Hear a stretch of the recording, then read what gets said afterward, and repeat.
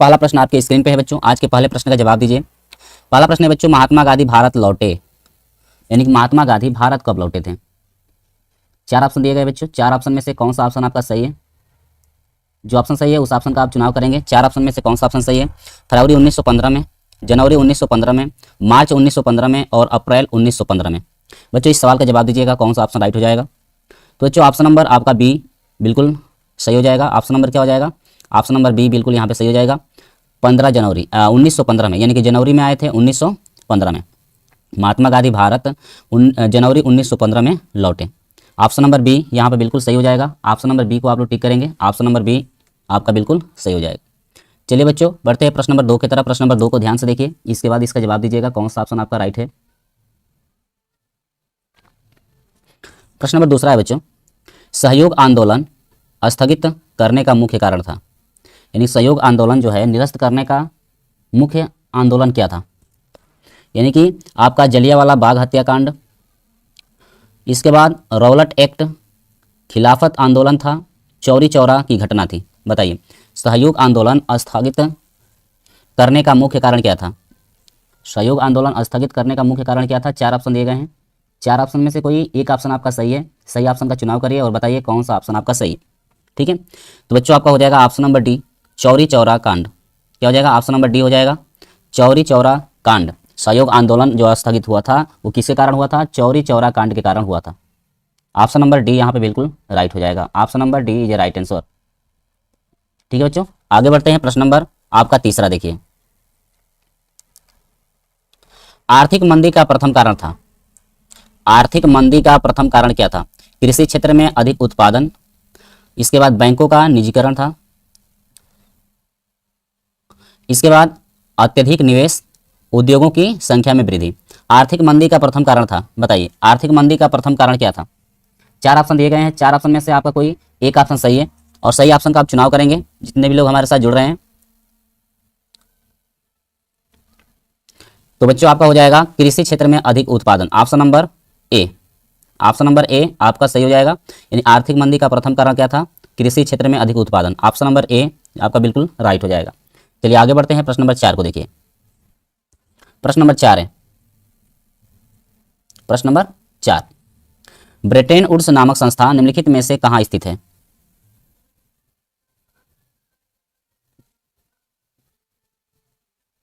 बताइएगा कौन सा ऑप्शन यहां पे राइट होगा। पहला ऑप्शन है बच्चों अफ्रीका में, बी ऑप्शन है यूरोप, सी ऑप्शन है अमेरिका, डी ऑप्शन है आपका एशिया। बताइए कहां पे जो है कि ये स्थित है? तो आपका ऑप्शन नंबर सी यहाँ पे राइट हो जाएगा, अमेरिका में। कहाँ पे? अमेरिका में। यानी कि ब्रेटेन वुड्स जो नामक संस्था है वो निम्नलिखित में से अमेरिका में स्थित है। कहाँ स्थित है? अमेरिका में। ऑप्शन नंबर क्या हो जाएगा?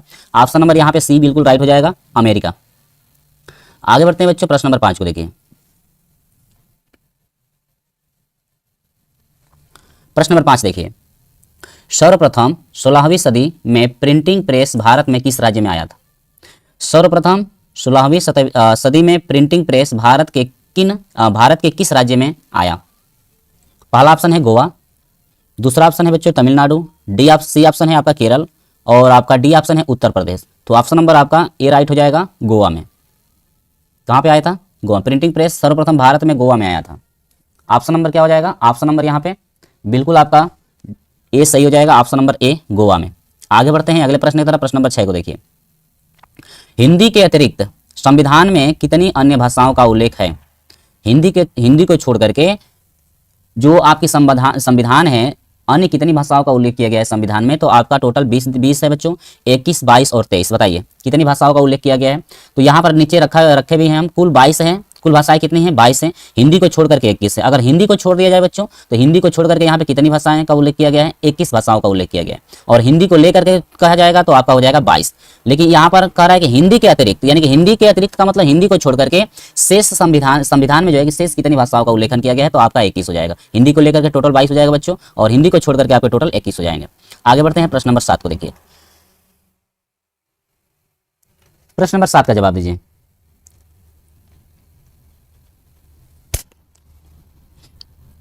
निम्नलिखित देशों में कहां संगठनात्मक शासन नहीं है? भारत, श्रीलंका, संयुक्त राज्य अमेरिका और बेल्जियम। बताइएगा कौन सा ऑप्शन यहाँ पे सही है। जितने भी लोग हमारे साथ जुड़े हुए हैं वीडियो को लाइक शेयर कर दीजिएगा। तो बच्चों आपका हो जाएगा श्रीलंका में। किसमें? श्रीलंका में। ऑप्शन नंबर यानी प्रश्न नंबर 7 का ऑप्शन नंबर बी यहाँ पे बिल्कुल राइट हो जाएगा, श्रीलंका। आगे बढ़ते हैं बच्चों, प्रश्न नंबर 8 की तरफ बढ़ते हैं। प्रश्न नंबर 8 को देखिए, लोकतांत्रिक शासन व्यवस्था अन्य व्यवस्थाओं से अच्छी है क्योंकि यह पारदर्शी है, व्यक्ति की गरिमा को बढ़ावा देती है। और यहाँ पर सी ऑप्शन है, ए और बी दोनों, यानी पारदर्शी भी है और व्यक्ति की गरिमा को जो है कि आपका बढ़ावा भी देती है। डी ऑप्शन है, इनमें से कोई नहीं। 4 ऑप्शन दिए गए हैं, तो बच्चों ऑप्शन नंबर यहाँ पे सी आपका बिल्कुल राइट हो जाएगा। ऑप्शन नंबर क्या हो जाएगा? सी यहाँ पे बिल्कुल आपका राइट हो जाएगा। आगे बढ़ते हैं, प्रश्न नंबर 9 को देखिए, भारत में कितने राष्ट्रीय राजनीतिक दल हैं? 4, 5, 6 और 7। बताइएगा भारत में कितने राष्ट्रीय राजनीतिक दल हैं? 4 है, 5, 6 और 7। तो ऑप्शन नंबर क्या हो जाएगा? सी यहाँ पे राइट हो जाएगा। आपके 6 हैं। कितने हैं राजनीतिक दल? कितने हैं आपके? 6। तो ऑप्शन नंबर सी यहाँ पे बिल्कुल राइट हो जाएगा। ठीक है, ऑप्शन नंबर क्या हो जाएगा? 6। चलिए 10 नंबर को देखिए, प्रश्न नंबर 10 देखिए,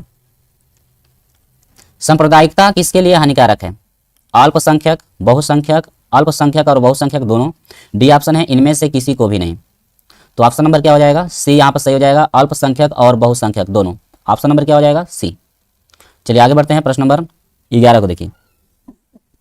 प्रश्न नंबर 11 को देखिए, जून 1992 में प्रथम अंतर्राष्ट्रीय पृथ्वी सम्मेलन किस शहर में हुआ था?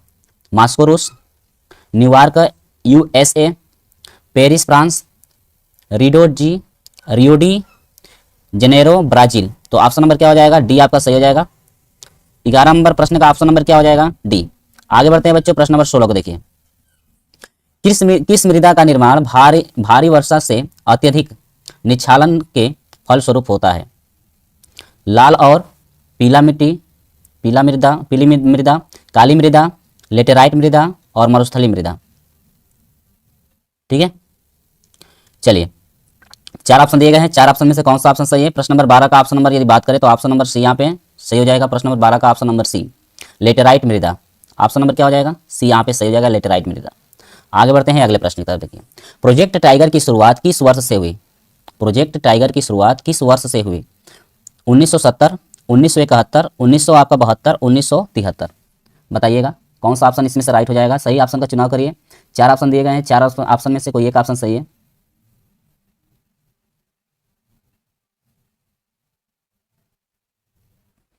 चलिए तो आपका ऑप्शन नंबर हो जाएगा डी आपका सही हो जाएगा, 1973 में।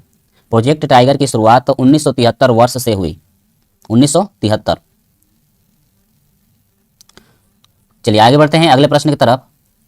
प्रश्न नंबर आपका 14 देखिए, निम्नलिखित में से कौन सा राज्य सरदार सरोवर परियोजना से नहीं जुड़ा है? महाराष्ट्र, मध्य प्रदेश, उत्तर प्रदेश, गुजरात। तो ऑप्शन नंबर कौन सा सही हो जाएगा? 4 ऑप्शन दिए गए हैं, 4 ऑप्शन में से आपके कोई 2 ऑप्शन सही, एक ऑप्शन सही है। सही ऑप्शन का चुनाव करिए, कौन सा ऑप्शन आपका सही है।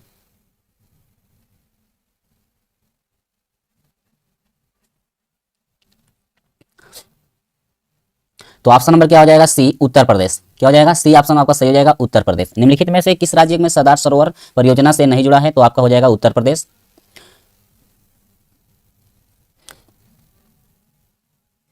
Good morning Hanuman ji. चलिए तो ऑप्शन नंबर आपका सी इसका सही हो जाएगा। प्रश्न नंबर 15 को देखिए, स्वर्णिम चतुर्भुज परियोजना किससे संबंधित है? स्वर्ण उद्योग से, रेल परिवहन से, सड़क परिवहन से, वायु परिवहन से। बताइए 4 ऑप्शन दिए गए हैं, 4 ऑप्शन में से कौन सा ऑप्शन सही है? 4 ऑप्शन में से कौन सा ऑप्शन सही है बताइए, कमेंट करके बताइएगा।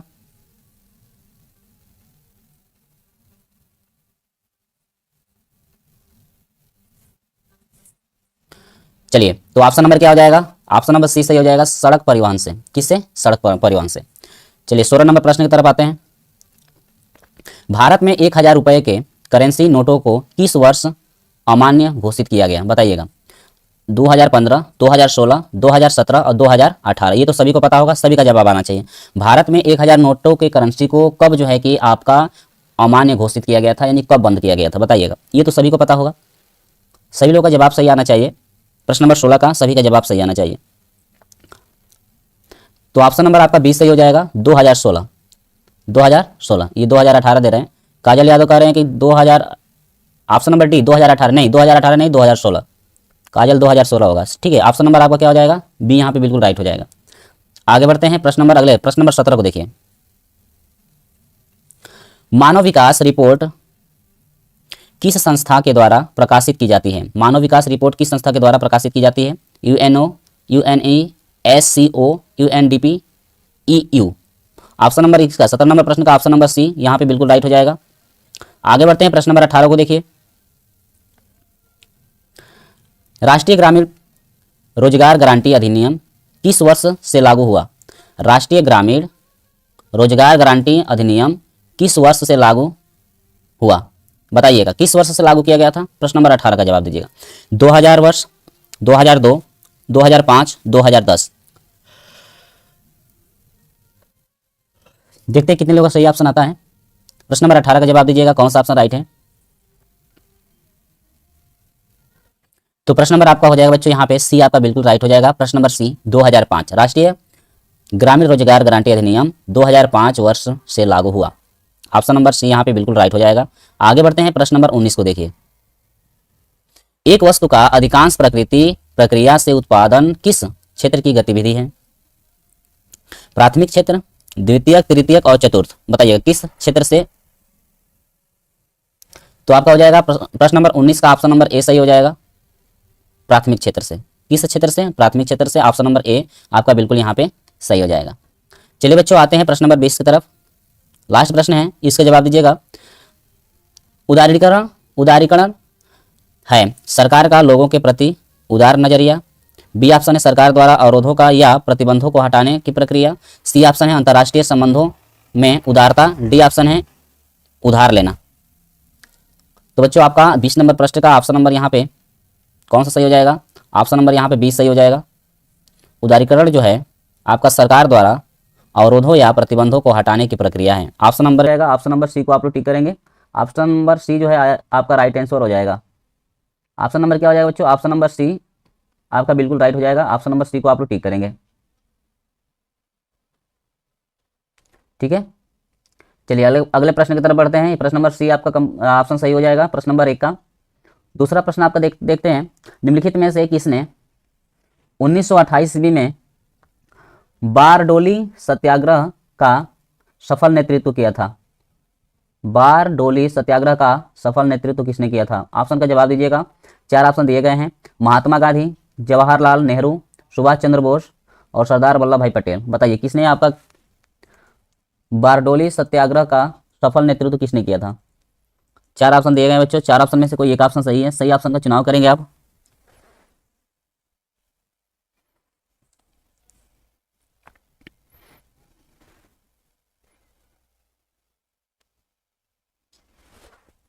ऑप्शन नंबर बच्चों आपका डी सही हो जाएगा, सरदार वल्लभ भाई Patel. Option number D is right answer. Option number D is right answer. Option number D को आप लोग टिक करेंगे। ऑप्शन नंबर डी बिल्कुल आपका सही हो जाएगा। Option number D. चलिए बच्चों प्रश्न नंबर 3 की तरफ बढ़ते हैं हम लोग। प्रश्न नंबर 3 देखिए।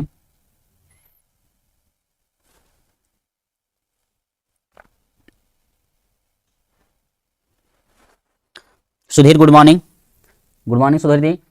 प्रश्न नंबर 3 है, श्रीलंका एक स्वतंत्र राष्ट्र कब बना? श्रीलंका एक स्वतंत्र राष्ट्र कब बना था? 1947 ईस्वी में, 1948 में, 1945 ईस्वी में। चलिए सुधीर जी आप प्रश्न भी आप नोट करते रहिए। प्रश्न नंबर 3 का कौन सा ऑप्शन सही हो रहा है? ठीक है, क्वेश्चन भी आप लिखते चलेंगे ताकि आपको हमको समझ में आए आपका कौन सा ऑप्शन सही हो रहा है। श्रीलंका का एक स्वतंत्र राष्ट्र कब बना? श्रीलंका एक स्वतंत्र राष्ट्र कब बना था बच्चों? 1947 दे रखा है। 4 ऑप्शन दिए गए हैं। तो option number B right answer हो जाएगा। ऑप्शन नंबर बी 1900 आपका हो जाएगा 48 में। किसमें? 1948 में। ऑप्शन नंबर बी बिल्कुल सही हो जाएगा, 1948। ठीक है,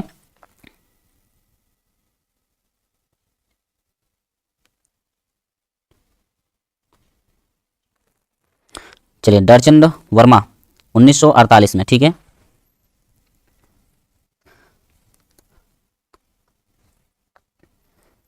चलिए अगला प्रश्न है प्रश्न नंबर 4। निम्नलिखित में से कौन सी एक संगठनात्मक शासन प्रणाली की विशेषता नहीं है? बताइए। 4 ऑप्शन दिए गए हैं। 4 ऑप्शन में से कोई एक ऑप्शन सही है। सही ऑप्शन का आप चुनाव करेंगे और बताएंगे कौन सा ऑप्शन यहाँ पे सही है। संगठनात्मक शासन प्रणाली की विशेषता नहीं है शक्तियों का विभाजन, न्यायपालिका की सर्वोच्चता। सी ऑप्शन है शक्तियों का केंद्रीकरण। डी ऑप्शन है कठोर संविधान। 4 ऑप्शन है। 4 ऑप्शन में से जवाब दीजिएगा कौन सा ऑप्शन आपका सही हो रहा है।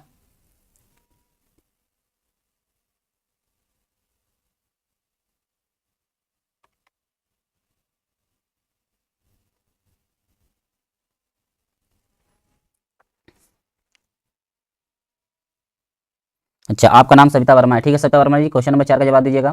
तो बच्चों ऑप्शन नंबर यहाँ पे सी सही हो जाएगा, शक्तियों का केंद्रीकरण, शक्तियों का केंद्रीकरण, ऑप्शन नंबर सी यहाँ पे बिल्कुल राइट हो जाएगा। चलिए आगे जवाब दीजिएगा। प्रश्न नंबर अगला 5 नंबर प्रश्न है, नारी शक्ति वंदन अधिनियम, नारी शक्ति वंदन अधिनियम, महिला आरक्षण अधिनियम कब पारित किया गया था, बताइए। महिला आरक्षण नियम कब पारित किया गया था? 2023 में, 2024 में बच्चों, 2022 में, 2021 में।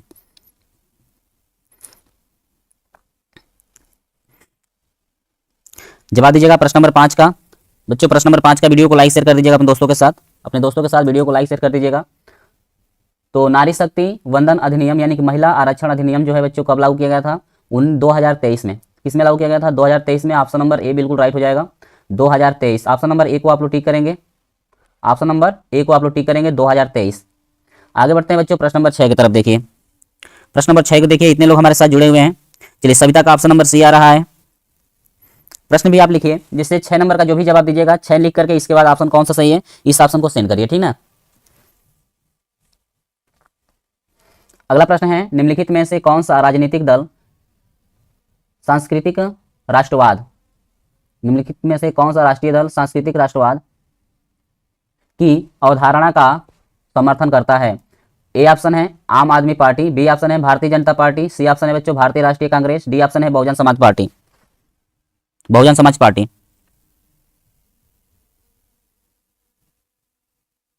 जरूर मिलेगा, ठीक है। प्रैक्टिकल नहीं दिए हैं कोई बात नहीं है, आपको जरूर नंबर मिलेगा। 30 में 30 नहीं मिल सकता है तो 30 में आपका 28 29 जरूर मिलेगा, ठीक है। प्रैक्टिकल नहीं दिए हैं तो भी आपको नंबर मिलेगा ही मिलेगा, ये नहीं कि नंबर कोई एब्सेंटी लगा देगा, नहीं ऐसा नहीं होता है। चलिए आगे बढ़ते हैं। तो यहाँ पर ऑप्शन नंबर बी आपका बिल्कुल सही हो जाएगा, Bharatiya Janata party. Option number क्या हो जाएगा? बी आपका सही हो जाएगा, भारतीय जनता पार्टी, ठीक है, Bharatiya Janata party. Option number, चलिए प्रश्न नंबर 7 की तरफ चलिएगा। चलिए सविता का बी आ रहा है, सुधीर का बी। चलिए आगे बढ़ते हैं। व्यक्ति की गरिमा, व्यक्ति की गरिमा और आजादी, अगला प्रश्न नंबर 7 है बच्चों। व्यक्ति की गरिमा और आजादी के आरक्षण के लिए सबसे उपयुक्त व्यवस्था कौन सी है? राजतंत्र है, लोकतंत्र, तानाशाही, इनमें से कोई नहीं। प्रश्न नंबर 7 का जवाब दीजिएगा, कौन सा ऑप्शन आपका सही हो जाएगा।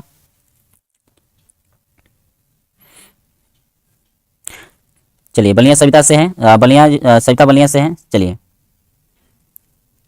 हम भी बलिया से ही हैं, हम भी बलिया से ही हैं। चलिए प्रश्न नंबर 7 का बच्चों क्या हो जाएगा? व्यक्ति की गरिमा और आजादी के संरक्षण के लिए सबसे उपयुक्त व्यवस्था कौन सी है? राजतंत्र, लोकतंत्र, तानाशाही, इनमें से कोई नहीं। तो बच्चों ऑप्शन नंबर बी यहाँ पे राइट हो जाएगा, ऑप्शन नंबर बी याद रखेंगे, ऑप्शन नंबर बी आप लोग याद रखेंगे, क्या हो जाएगा? लोकतंत्र। Option number B right answer हो जाएगा। प्रश्न नंबर 8 पे चलिए, प्रश्न नंबर 8 का जवाब दीजिएगा।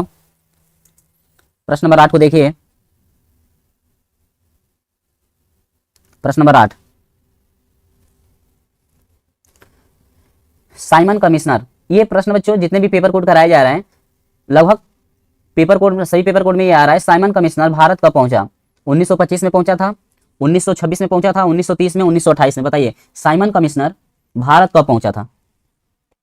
साइमन कमिश्नर भारत कब पहुंचा था? जवाब दीजिएगा। हाँ मेरा नाम, मेरे नाम से ही मेरा चैनल चलता है, अनूप ईश्वरी, मेरा नाम अनूप है, ठीक है। चलिए साइमन कमिश्नर भारत कब पहुंचा था बच्चों? तो ये आपका हो जाएगा 1928 में। किसमें? 1928 में पहुंचा था, 1928। ऑप्शन नंबर डी आपका बिल्कुल राइट हो जाएगा। ऑप्शन नंबर क्या हो जाएगा? डी यहाँ पे बिल्कुल राइट हो जाएगा। प्रश्न नंबर 9 की तरफ आइए। भारतीय वाणिज्य, प्रश्न नंबर 9 है बच्चों, भारतीय वाणिज्य, भारतीय वाणिज्य उद्योग उद्योग परिसंघ पिक्की की स्थापना कब हुई? बताइएगा ऑप्शन कौन सा राइट हो जाएगा? 1927 में, 1928 में, 1920, 1900 आपका 21 में। बताइए सविता का option number C. Option number C किस प्रश्न का जवाब दे रही है? प्रश्न भी आप लिख दीजिए, 9 का दे रही है, 7 का, 6 का, 8 का, यानी कि पहले प्रश्न लिख दीजिए प्रश्न 8 का, यानी कि 8 का सी ए बी जो भी सही है वो ऑप्शन जवाब दीजिएगा, ठीक है। तो यहाँ पर हो जाएगा बच्चों 1927 ईस्वी में। किसमें? 1927 में। ऑप्शन नंबर ए यहाँ पर सही हो जाएगा 1927 में, 1927 में। ऑप्शन नंबर ए को आप लोग टिक करेंगे, 1927। चलिए आगे बढ़ते हैं।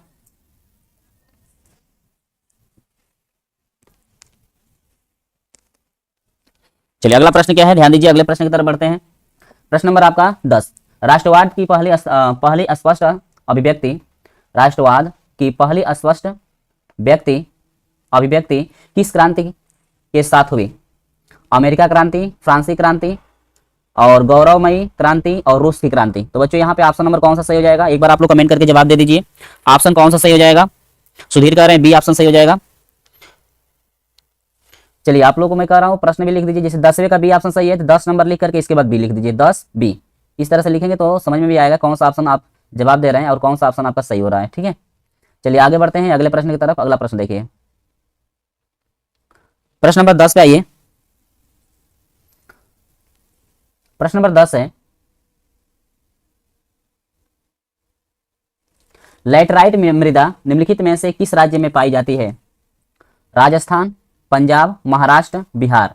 लैटराइट मृदा निम्नलिखित में से किस राज्य में पाई जाती है? राजस्थान, पंजाब, महाराष्ट्र और बिहार। तो बच्चों ऑप्शन नंबर इसका सी सही हो जाएगा। ऑप्शन नंबर क्या होगा? ऑप्शन नंबर सी जो राइट आंसर हो जाएगा।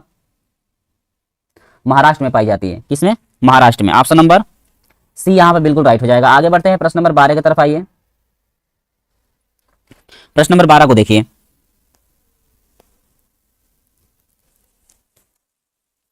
भारतीय वन जीवन यानी कि रक्षक अधिनियम कब लागू किया गया?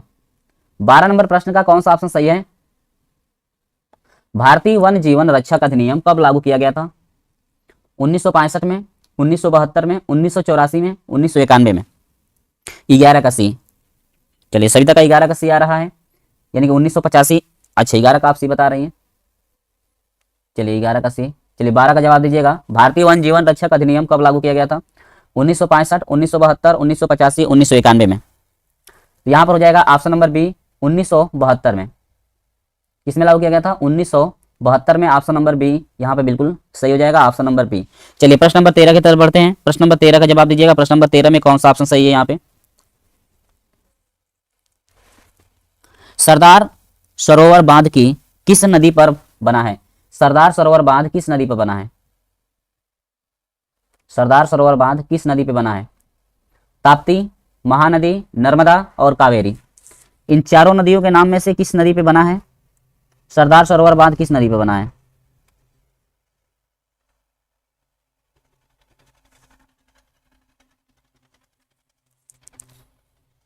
तेरह का ए यानी कि ताप्ती नदी आ रहा है। तो बच्चों याद रखेंगे 13 का सी ऑप्शन यहाँ पे सही हो जाएगा, नर्मदा। किस नदी पे बना है? नर्मदा नदी पे बना है। ऑप्शन नंबर सी बिल्कुल राइट हो जाएगा, नर्मदा नदी। चलिए आगे बढ़ते हैं। प्रश्न नंबर 14 की तरफ आइए। निम्नलिखित में से कौन सा खनिज धात्विक है? निम्नलिखित में से कौन सा खनिज धात्विक है?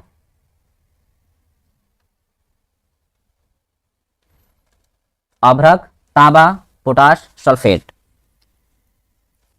14 नंबर प्रश्न का जवाब दीजिएगा। निम्नलिखित में से कौन सा खनिज धात्विक है?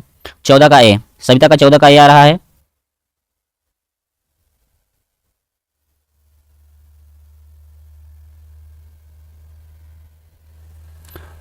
तो यहां पर हो जाएगा प्रश्न नंबर आपका 15। 14 नंबर का प्रश्न नंबर बी आपका सही हो जाएगा। प्रश्न नंबर बी आपका सही हो जाएगा। 14 नंबर का प्रश्न नंबर बी, तांबा। आगे बढ़ते हैं प्रश्न नंबर 15 की तरफ। प्रश्न नंबर 15 का जवाब दीजिएगा।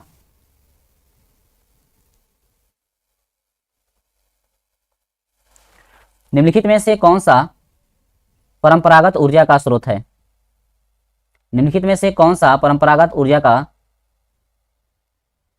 स्रोत है? 4 ऑप्शन दिए गए हैं, प्राकृतिक गैस, सौर ऊर्जा, पवन ऊर्जा और आणविक ऊर्जा। बताइए प्रश्न नंबर 15 का कौन सा ऑप्शन राइट हो जाएगा? प्रश्न नंबर 15 का कौन सा ऑप्शन यहाँ पे राइट हो जाएगा? प्रश्न नंबर 15 का ऑप्शन नंबर ए बच्चों आपका राइट हो जाएगा, प्राकृतिक गैस। ऑप्शन नंबर ए यहाँ पे राइट हो जाएगा, प्राकृतिक गैस। प्राकृतिक gas option number A. 15 number का ऑप्शन नंबर ए हो जाएगा। ठीक है, सविता का ऑप्शन नंबर बी आ रहा है, प्राकृतिक गैस नहीं, सौर ऊर्जा नहीं, प्राकृतिक गैस हो जाएगा। क्या हो जाएगा? प्राकृतिक गैस। चलिए प्रश्न नंबर 16 की तरफ बढ़ते हैं।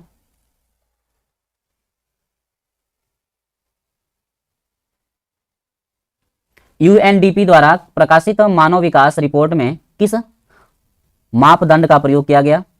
शैक्षिक स्तर, प्रति व्यक्ति आय, स्वास्थ्य स्थिति, इनमें से कोई नहीं। इनमें से कोई नहीं, ऑप्शन नंबर डी इसका राइट हो जाएगा, ऑप्शन नंबर डी। चलिए प्रश्न नंबर 17 की तरफ बढ़ते हैं। प्रश्न नंबर 17 को देखिए। निम्नलिखित में से कौन सी गतिविधि प्राथमिक प्राथमिक क्षेत्र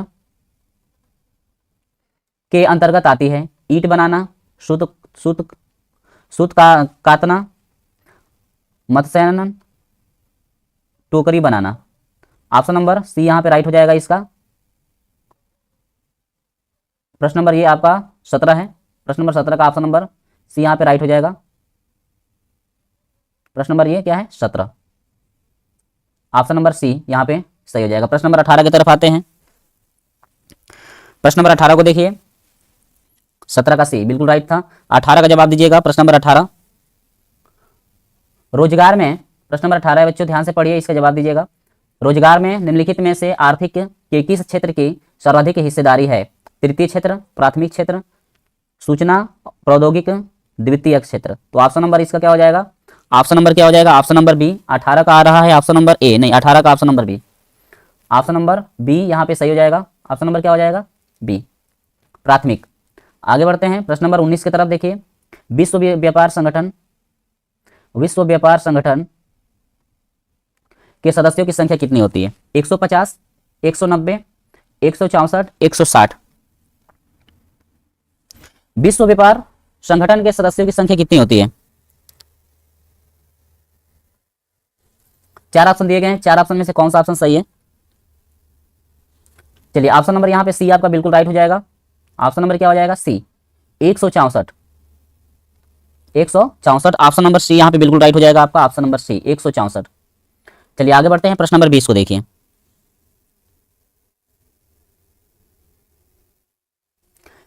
निम्नलिखित में से कौन ऋण के उद्योग औपचारिक निम्नलिखित में से कौन औपचारिक स्रोत में सम्मिलित नहीं है? सहकारी समितियां, व्यवसायी बैंक, साहूकार, ग्रामीण बैंक। 4 ऑप्शन दिए गए हैं, 4 ऑप्शन में से कौन सा ऑप्शन सही है? प्रश्न नंबर 20 का जवाब दीजिएगा। तो यहां पर हो जाएगा ऑप्शन नंबर कौन सा राइट हो जाएगा? 20 नंबर प्रश्न का ऑप्शन नंबर कौन सा राइट हो जाएगा यहाँ पे? तो बच्चों 20 नंबर का आपका हो जाएगा ऑप्शन नंबर सी, साहूकार। ऑप्शन नंबर क्या हो जाएगा? सी, साहूकार। तो बच्चों यहाँ पे आपका प्रश्न नंबर 20 तक कंप्लीट कर दिया गया। पेपर कोड था 825। सर आप लोग कर दीजिए जल्दी से बच्चों, कमेंट करके बताइएगा कौन सा ऑप्शन आपका राइट है।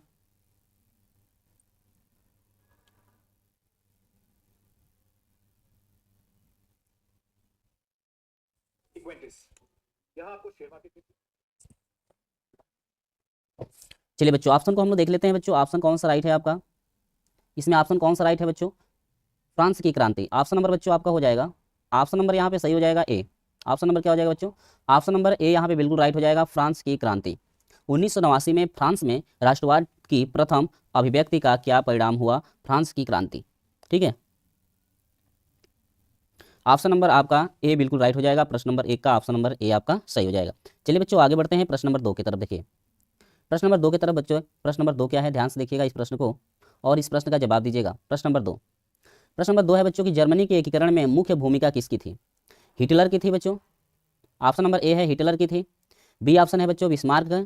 सी ऑप्शन है मुसोलिन और डी ऑप्शन है बच्चों गैरी बाल्डी। प्रश्न नंबर 2 का कौन सा ऑप्शन यहाँ पे राइट हो जाएगा? सही प्रश्न का चुनाव करेंगे आप। सही प्रश्न का यहाँ पे चुनाव करेंगे। चलिए बच्चों बताइएगा कौन सा ऑप्शन यहाँ पे राइट हो रहा है आपका।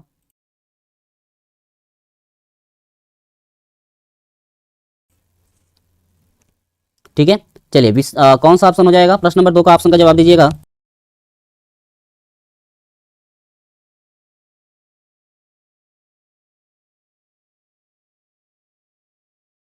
चलिए बच्चों देखते हैं प्रश्न नंबर 2 का ऑप्शन कौन सा सही हो जाएगा। जर्मनी के एकीकरण में मुख्य भूमिका किसकी थी? तो बच्चों ये था बिस्मार्क का। किसका? बिस्मार्क का। बिस्मार्क का ऑप्शन नंबर क्या हो जाएगा बच्चों? ऑप्शन नंबर यहाँ पे बी यहाँ पे बिल्कुल सही हो जाएगा, बिस्मार्क का। ऑप्शन नंबर बी यहाँ पे बिल्कुल आपका सही हो जाएगा, बिस्मार्क का। चलिए बच्चों अगले प्रश्न की तरफ बढ़ते हैं हम लोग। अगला प्रश्न देखिए क्या है। प्रश्न नंबर 3 को देखिए। प्रश्न नंबर 3 बच्चों क्या है? आनंद मठ उपन्यास के लेखक कौन थे? बच्चों आनंद मठ उपन्यास के लेखक कौन थे?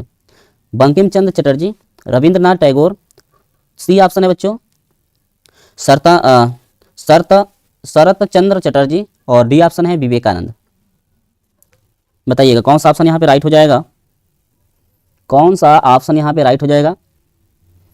आनंद मठ उपन्यास के लेखक कौन थे? तो बच्चों आनंद मठ मठ उपन्यास के लेखक आपके थे बंकिम चंद्र चटर्जी। कौन थे बच्चों? बंकिम चंद्र चटर्जी। ऑप्शन नंबर यहाँ पे क्या हो जाएगा? ऑप्शन नंबर ए बिल्कुल राइट हो जाएगा, Bankim Chandra Chatterjee. Option number A यहाँ पे बिल्कुल आपका राइट हो जाएगा। ठीक है, चलिए बच्चों आगे बढ़ते हैं प्रश्न नंबर 4 की तरफ। देखिए, महामंदी का सबसे बुरा असर पड़ा, महामंदी का सबसे बुरा असर किस पे पड़ा था? बताइए।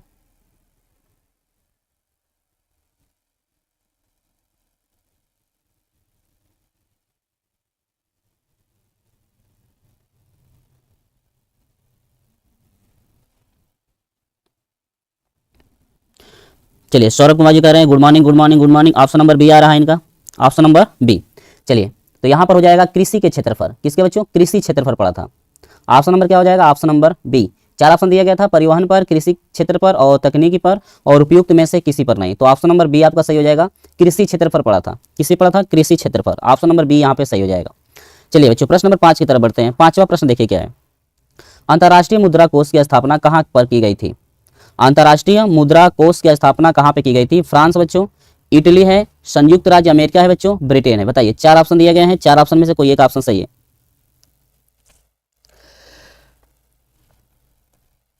4 ऑप्शन दिए गए हैं, 4 ऑप्शन में से कोई एक ऑप्शन सही है। यहाँ पे अंतर्राष्ट्रीय मुद्रा कोष की स्थापना कहाँ पर की गई थी? फ्रांस में किया गया था, इटली में किया गया था, संयुक्त राज्य अमेरिका और यहाँ पर हो जाएगा ब्रिटेन। 4 ऑप्शन दिए गए हैं।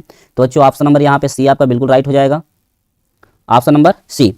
सौरभ का ऑप्शन नंबर सी आ रहा है, बिल्कुल राइट है, ऑप्शन नंबर सी, संयुक्त राज्य अमेरिका में। प्रश्न भी आप लिखते चलिए, क्वेश्चन 5 यानी कि 5 का सी, ऐसे लिखिए 5 का सी, 5 का सी है तो 5 का सी लिखिए। चलिए प्रश्न नंबर 6, प्रश्न नंबर 6 देखिए बच्चों, प्रश्न नंबर 6 क्या है? प्रश्न नंबर 6 है चंडीगढ़, यहाँ पर दे रखा है निम्नलिखित में से कौन सा संघीय राज्य नहीं है? निम्नलिखित में से कौन सा संघीय राज्य यहाँ पे नहीं है?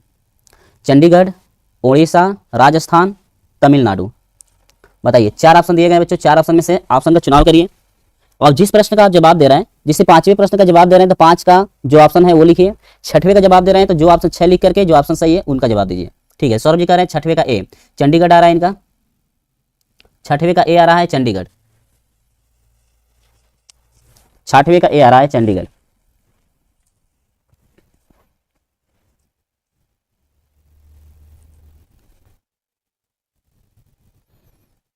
सुनील यादव का 6वें का ए आ रहा है।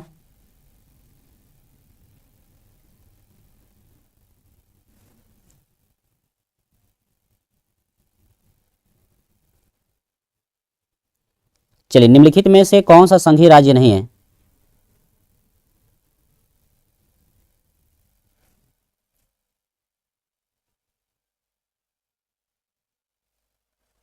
ठीक है, चलिए बच्चों तो ध्यान दीजिएगा, संघीय राज्य में आते हैं बच्चों। आज संघीय राज्य नहीं होंगे, जानते हैं कौन कौन से हैं? चंडीगढ़ है, लक्षद्वीप है या जम्मू कश्मीर है, लेकिन यहाँ पर चंडीगढ़ है बच्चों। तो ऑप्शन नंबर आपका बिल्कुल, ऑप्शन नंबर क्या हो जाएगा? ऑप्शन नंबर ए यहाँ पे बच्चों बिल्कुल सही हो जाएगा, संघीय राज्य आपका चंडीगढ़ हो जाएगा। और संघीय राज्य नहीं है कौन? संघीय राज्य नहीं है कौन? चंडीगढ़। और संघीय राज्य में कौन कौन नहीं आते हैं आपके? होते हैं बच्चों चंडीगढ़ होता है, लक्षद्वीप होता है या इस जम्मू कश्मीर भी होता है। ठीक है, संघीय राज्य में नहीं होते हैं, ये 3 है। ठीक है, चलिए आगे बढ़ते हैं बच्चों, प्रश्न नंबर 7 को देखिए। प्रश्न नंबर 7 देखिए, प्रश्न नंबर 7 क्या है? चलिए सुनील का 6वें का ए आ रहा है। चलिए आगे बढ़ते हैं बच्चों, प्रश्न नंबर देखिए अगला, प्रश्न नंबर 7वें का जवाब दीजिएगा। लोकतंत्र का प्रमुख गुण निम्नलिखित में से कौन सा है? लोकतंत्र का प्रमुख गुण निम्नलिखित में से कौन सा है? देशभक्ति की भावना है बच्चों, राष्ट्रीय चरित्र का निर्माण है बच्चों, प्रगतिशील सरकार है बच्चों, इनमें से कोई नहीं। 7वें का डी ऑप्शन आ रहा है, सुनील कह रहे हैं 7वें का डी, सौरभ का 7वें का डी आ रहा है। चलिए बताइए, और बच्चे बताइए जल्दी से जवाब दीजिएगा, देखते हैं कितने लोगों का राइट आंसर यहाँ पे आ रहा है। चलिए सौरभ का 7वें का डी आ रहा है।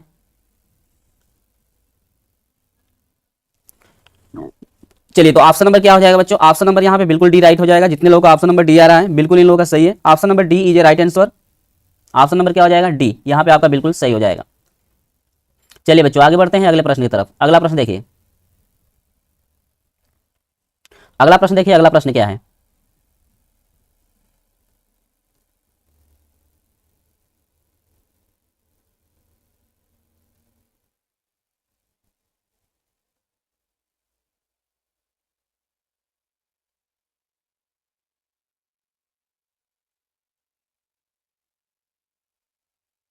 ठीक है, चलिए अगले प्रश्न का सही बच्चे जवाब देंगे।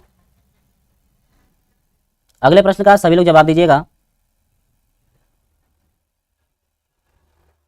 चलिए, जो प्रश्न जिस प्रश्न का आप जवाब दे रहे हैं उस प्रश्न को भी आप लोग लिख कर भेजिएगा। जैसे 7वें का दे रहे हैं तो 7वें का जो भी ऑप्शन सही है वो ऑप्शन जो है आप लोग सेंड करेंगे, ठीक ना।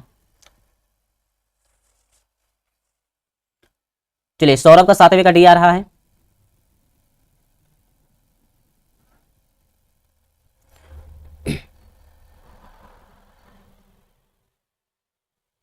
सौरभ का 7वें का डी।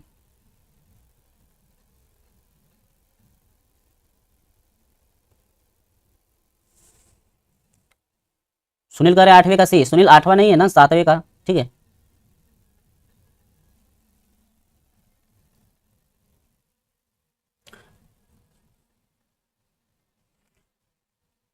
चलिए ऑप्शन को चेक कर लेते हैं हम लोग, ऑप्शन कौन सा सही है। 7वें का डी आपका सही था। 8वें पे आइए। 8 नंबर है, भारतीय संविधान कब लागू किया गया था।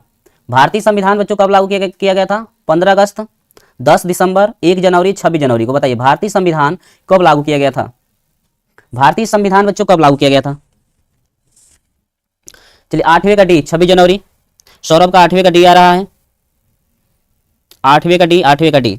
चलिए 8वें नंबर का हो जाएगा बच्चों, प्रश्न नंबर कौन सा सही हो जाएगा। 8वें का, भारतीय संविधान कब लागू किया गया था। चलिए, तो ऑप्शन बच्चों हम लोग का हो जाएगा यहाँ पे ऑप्शन नंबर डी यहाँ पे सही हो जाएगा। भारतीय संविधान बच्चों 26 जनवरी, ठीक है। चलिए आगे बढ़ते हैं प्रश्न नंबर 9 की तरफ। प्रश्न नंबर 9 को देखिए। चलिए अगला प्रश्न है, भारतीय संविधान में, अगला प्रश्न है बच्चों, भारतीय संविधान में भाषाओं को किस अनुसूचित में रखा गया। अनुसूची में रखा गया। भारतीय संविधान में भाषाओं को किस अनुसूची में रखा गया बताइएगा। 4 ऑप्शन सही है, 4 ऑप्शन दिए गए हैं। 4 ऑप्शन में से कोई एक ऑप्शन सही है। सही ऑप्शन का चुनाव करेंगे आप। कौन सा ऑप्शन यहाँ पे राइट होगा। दूसरी में, 5वीं में, 8वीं में और 12वां में। देखते हैं कितने लोगों का सही ऑप्शन आता है यहाँ पे। कृष्णा का, किशन का दूसरे का डी। दूसरा नहीं है भाई, ये प्रश्न नंबर 9 चल रहा है ना यहाँ पे, प्रश्न नंबर 9 चल रहा है। चलिए सुनील कह रहे हैं 9वें का डी। 9वें का डी ब्राह्मण आ रहा है इनका। कृष्णा का डी आ रहा है। सुनील का डी आ रहा है। सुनील कह रहे हैं शायद डी, नहीं सौरभ कह रहे हैं शायद डी। चलिए तो इसको बच्चों याद रखिएगा, ऑप्शन नंबर सी यहाँ पे राइट हो जाएगा। ऑप्शन नंबर क्या हो जाएगा, सी। ऑप्शन नंबर सी यहाँ पे बिल्कुल राइट हो जाएगा, यानी कि 8वां में रखा गया था। किस सूची में रखा गया था, 8वें सूची में रखा गया था। तो ऑप्शन नंबर क्या हो जाएगा, ऑप्शन नंबर यहाँ पे सी आपका बिल्कुल राइट हो जाएगा। ऑप्शन नंबर क्या हो जाएगा, ऑप्शन नंबर सी। चलिए ऑप्शन नंबर सी यहाँ पे आप लोग टिक करेंगे। आगे बढ़ते हैं अगले प्रश्न की तरफ। प्रश्न नंबर 10 देखिए। प्रश्न नंबर 10 है कि निम्नलिखित में से कौन सा विषय राज्य सूची में संबंधित नहीं है। निम्न में से कौन सा विषय राज्य सूची में राज्य सूची से संबंधित नहीं है। ए ऑप्शन है प्रतिरक्षा, बी ऑप्शन है बैंकिंग, सी ऑप्शन है मुद्रा और डी ऑप्शन है पुलिस। बताइएगा राज्य सूची से संबंधित कौन नहीं है। करेक्ट, निम्नलिखित में से कौन सा विषय राज्य सूची से संबंधित है। राज्य सूची से संबंधित है वो आपको बताना है। सुनील का ऑप्शन नंबर डी आ रहा है प्रश्न नंबर 10 का। चलिए और सभी लोग बताइए। कृष्णा का ए आ रहा है। सुनील का ऑप्शन नंबर डी। सौरभ का ऑप्शन नंबर बी आ रहा है।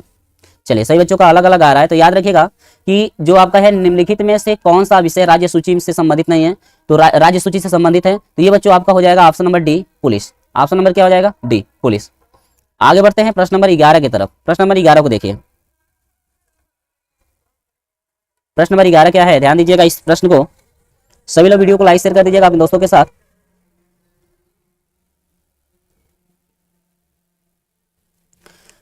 कह रहे कि रबी की फसलों के बोने का समय है। बताइए रबी की फसलों को बोने का समय क्या होता है। जून जुलाई, अक्टूबर दिसंबर, सी है बच्चों मार्च मई, डी है आपका अगस्त अक्टूबर। बताइए रबी की फसल के बोने का समय है। बताइए रबी की फसल को बोने का समय क्या है। रबी की फसल को बोने का समय क्या है। चलिए सुनील का 11 नंबर का बी आ रहा है, बी यानी कि अक्टूबर दिसंबर।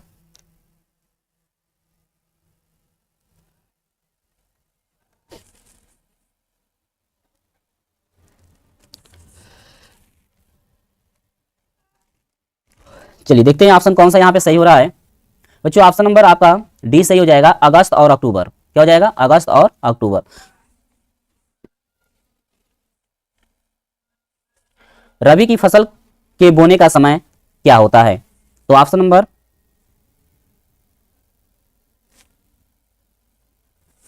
रबी की फसल को बोने का समय क्या होता है? ऑप्शन नंबर कौन सा सही हो जाएगा? ऑप्शन नंबर बच्चों यहाँ पे डी सही हो जाएगा। ऑप्शन नंबर क्या हो जाएगा? डी।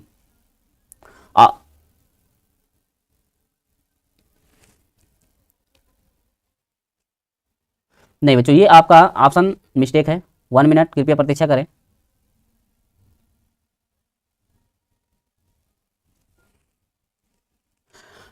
अक्टूबर से दिसंबर, याद रखिएगा ये जितने लोग ऑप्शन नंबर बी आ रहा है अक्टूबर से दिसंबर, ऑप्शन नंबर क्या हो जाएगा? ऑप्शन नंबर जिनका बी आ रहा है अक्टूबर से दिसंबर, उनका बिल्कुल राइट है। अक्टूबर से बच्चों दिसंबर होता है। रबी की फसलों को बोने का सही समय क्या होता है? अक्टूबर से दिसंबर। अक्टूबर से दिसंबर होता है। तो अक्टूबर से दिसंबर यानी कि ऑप्शन नंबर बी यहाँ पे बिल्कुल राइट हो जाएगा। ऑप्शन नंबर क्या हो जाएगा बच्चों? Option number B. चलिए आगे बढ़ते हैं प्रश्न नंबर 12 की तरफ। देखिए प्रश्न नंबर 12 देखिए।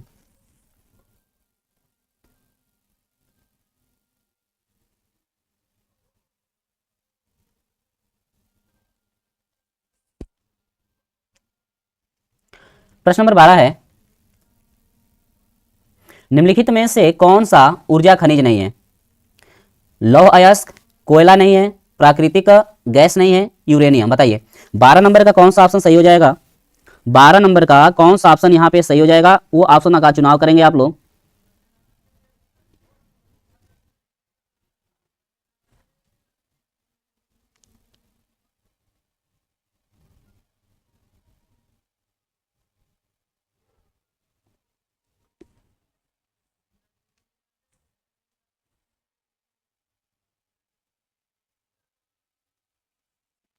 चलिए बच्चों जवाब दीजिएगा।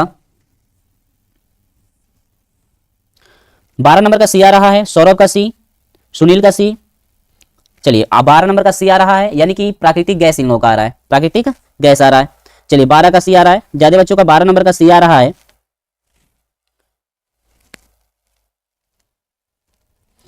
तो ये बच्चों आपका हो जाएगा ऑप्शन नंबर ए सही हो जाएगा। ऑप्शन नंबर क्या हो जाएगा? ए यहाँ पे सही हो जाएगा, लौह अयस्क।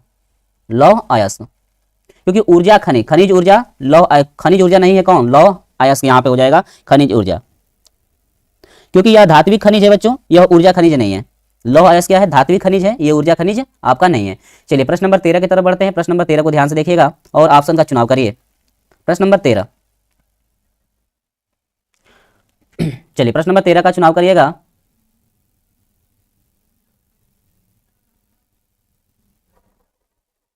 क्योंकि बच्चों ये धात्विक खनिज है, ठीक ना।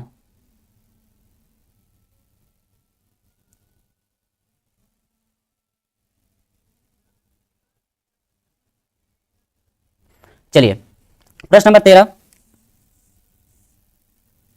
13 का ऑप्शन नंबर ए आ रहा है। 13 का ऑप्शन नंबर ए, सौरभ का ऑप्शन नंबर ए आ रहा है, सुनील का ऑप्शन नंबर ए आ रहा है, दीपराज चौहान का ऑप्शन नंबर ए आ रहा है। चलिए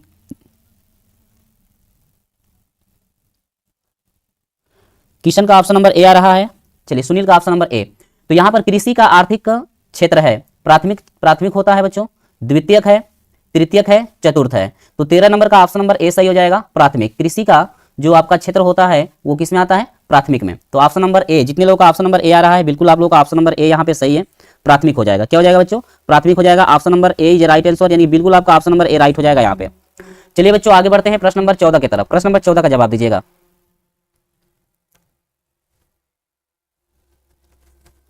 चलिए प्रश्न नंबर 14 का जवाब दीजिएगा। इतने लोग हमारे साथ जुड़े हुए हैं, आपसे रिक्वेस्ट है कि वीडियो को लाइक शेयर आप अपने दोस्तों में जरूर कीजिएगा।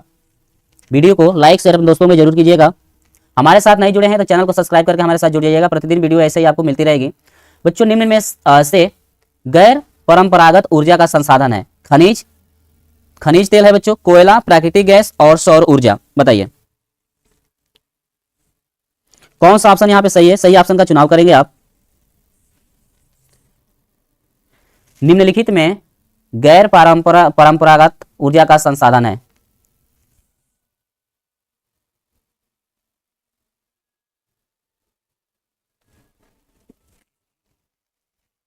कौन सा हो जाएगा? ऑप्शन का चुनाव करेंगे आप। बच्चों याद रखेंगे एक चीज कि गैर पारंपरिक ऊर्जा के जो स्रोत हैं आपके, सौर ऊर्जा होता है, इसके बाद पवन ऊर्जा हो जाता है बच्चों, ज्वारीय ऊर्जा हो जाता है, बायोमास हो जाता है बच्चों, भूतापीय ऊर्जा हो जाता है। यानी कि ये जो आपके हैं गैर पारंपरिक ऊर्जा स्रोत में आते हैं, सौर ऊर्जा, पवन ऊर्जा, ज्वारिक ऊर्जा और बायोमास, और इसके बाद होता है भूतापीय ऊर्जा। ये आपके गैर पारंपरिक ऊर्जा स्रोत में आते हैं, याद रखिएगा ये इन चीजों को, ठीक है। तो ये ऑप्शन में आपको दिख रहा है सौर ऊर्जा, तो ऑप्शन नंबर क्या हो जाएगा, डी यहाँ पे आपका बिल्कुल राइट हो जाएगा। ऑप्शन नंबर क्या हो जाएगा, डी यहाँ पे बिल्कुल आप लोग ठीक करेंगे। गैर पारंपरिक ऊर्जा में क्या क्या आता है आप याद रखेंगे, सौर ऊर्जा आता है, पवन ऊर्जा आता है, ज्वारिक ऊर्जा आता है, बायोमास आता है और भूतापीय ऊर्जा आता है, ठीक है, ठीक ना, समझ में आई बात। चलिए तो ऑप्शन को आप लोग याद रखेंगे, कौन सा ऑप्शन यहाँ पे सही हो जाएगा, ऑप्शन नंबर यहाँ पे बच्चों डी आपका राइट हो जाएगा। ऑप्शन नंबर क्या हो जाएगा, डी यहाँ पे बिल्कुल राइट हो जाएगा। चलिए आगे बढ़ते हैं, अगले प्रश्न की तरफ हम लोग बढ़ते हैं। अगला प्रश्न देखिए, प्रश्न नंबर अगला क्या है, प्रश्न नंबर 15 को ध्यान दीजिए। प्रश्न नंबर 15 देखिए, निम्न में से कौन सा आधारभूत खनिज है, बताइए। प्रश्न अगला है, निम्नलिखित में से कौन सा आधारभूत खनिज है।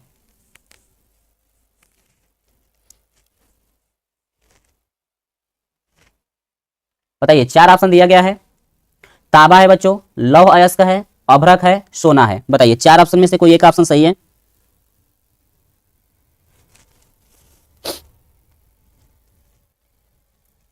देखो बच्चों, आधारभूत खनिज वही होते हैं जो कच्चे माल का काम करते हैं, जैसे आपका लोहा हो गया, लोहा अयस्क हो गया, ठीक ना।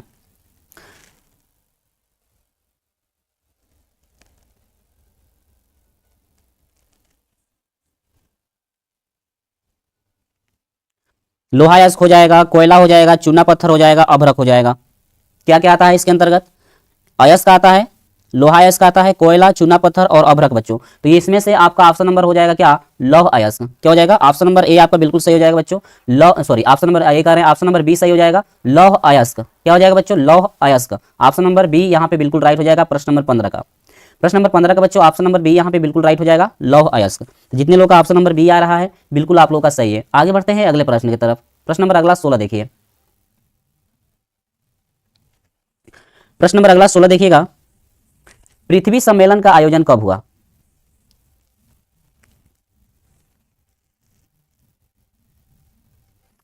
पृथ्वी सम्मेलन का आयोजन कब हुआ बच्चों, बता दीजिए। ए ऑप्शन है बच्चों 1991 में, बी ऑप्शन है 1992 में, सी ऑप्शन है बच्चों 1993 में, डी ऑप्शन है 1994 में। पृथ्वी सम्मेलन का आयोजन कब हुआ था। तो बच्चों याद रखेंगे, पृथ्वी सम्मेलन का जो आयोजन हुआ था 3 से 14 जून तक हुआ था, 3 जून से 14 जून तक हुआ था और 1992 ईस्वी में हुआ था। 3 जून से 14 जून तक हुआ था, 1992 में आपका हुआ था, ठीक ना।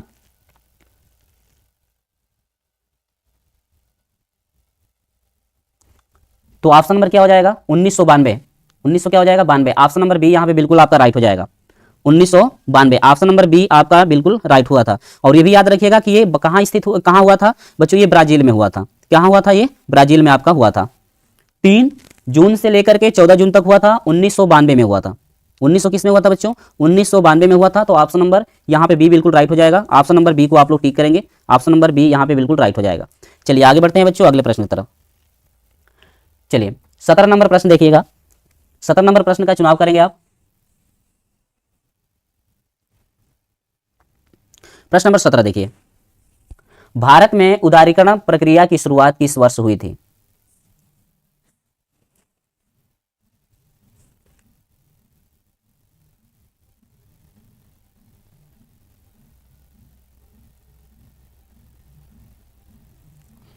बताइएगा, चार ऑप्शन दिए गए हैं। भारत की उदारीकरण प्रक्रिया की शुरुआत किस वर्ष हुई थी, बताइएगा किस वर्ष हुआ था, इसका जवाब दीजिएगा आप लोग।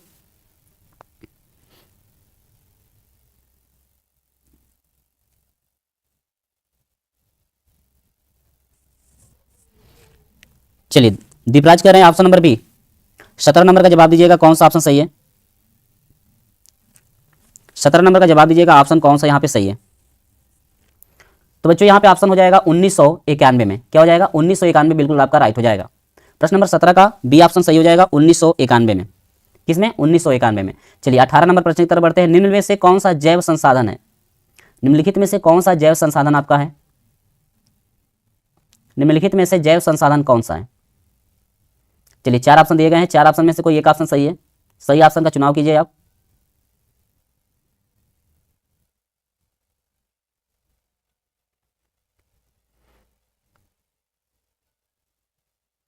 तो बच्चों यहाँ पे हो जाएगा, लोहा दे रखा है, तांबा दे रखा है, मत्स्य पालन दे रखा है यानी कि उद्योग दे रखा है, चट्टाने दे रखा है। तो ऑप्शन नंबर यहाँ पे सी आपका बिल्कुल राइट हो जाएगा। ऑप्शन नंबर सी को आप लोग टिक करेंगे, OMR शीट पे आप लोग ऑप्शन नंबर सी को आप लोग डार करेंगे। चलिए प्रश्न नंबर 19 की तरफ बढ़ते हैं बच्चों। प्रश्न नंबर 19 को ध्यान दीजिएगा। प्रश्न नंबर 19 क्या है? निम्नलिखित में से किस वर्ष में बांग्लादेश ग्रामीण बैंक की शुरुआत हुई थी? बताइए, निम्नलिखित में से किस देश में बांग्लादेश ग्रामीण बैंक की शुरुआत हुई थी? तो ऑप्शन नंबर ए है बच्चों 1969 में हुआ था, 1970 में हुआ था, 1979 में हुआ था, 1967 में हुआ था। बताइएगा, निम्नलिखित में से किस वर्ष में बांग्लादेश ग्रामीण बैंक की शुरुआत हुई?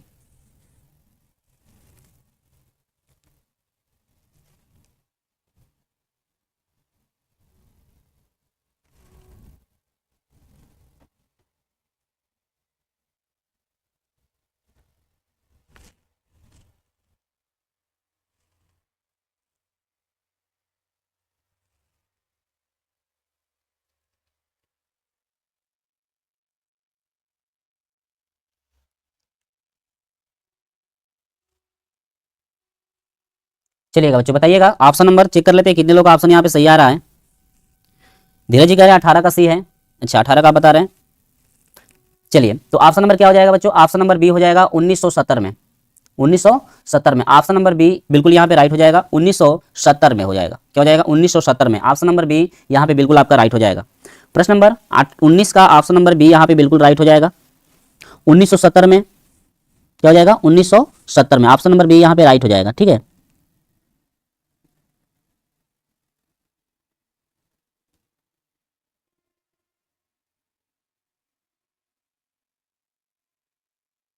चलिए आगे बढ़ते हैं बच्चों। प्रश्न नंबर 20 की तरफ आते हैं। प्रश्न नंबर 20 को देखते हैं, इसका कौन सा ऑप्शन आपका राइट हो जाएगा।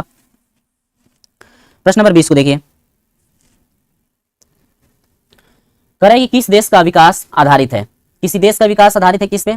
प्रति व्यक्ति आय पर आधारित है बच्चों, औसत साक्षरता पर आधारित है, लोगों की स्वास्थ्य स्थिति पर आधारित है, उपयुक्त सभी। 20 नंबर का आप लोग जवाब देंगे, कौन सा ऑप्शन सही है? 20 नंबर का जवाब दीजिएगा, कौन सा ऑप्शन आपका बिल्कुल राइट है यहाँ पे।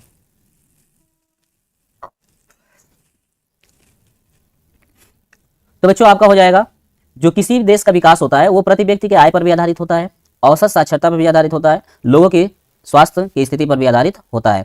तो ऑप्शन नंबर डी यहाँ पे सही हो जाएगा, उपयुक्त सभी। उपयुक्त सभी, तो ऑप्शन नंबर डी यहाँ पे बिल्कुल आपका राइट हो जाएगा।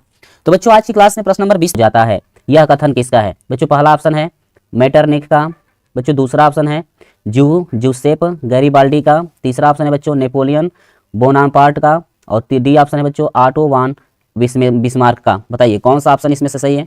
एक ऑप्शन बच्चों आपका सही है, एक ऑप्शन कौन सा सही है? आप सही ऑप्शन का चुनाव करके बताइए कौन सा ऑप्शन आपका सही है, कमेंट करके बताएंगे आप।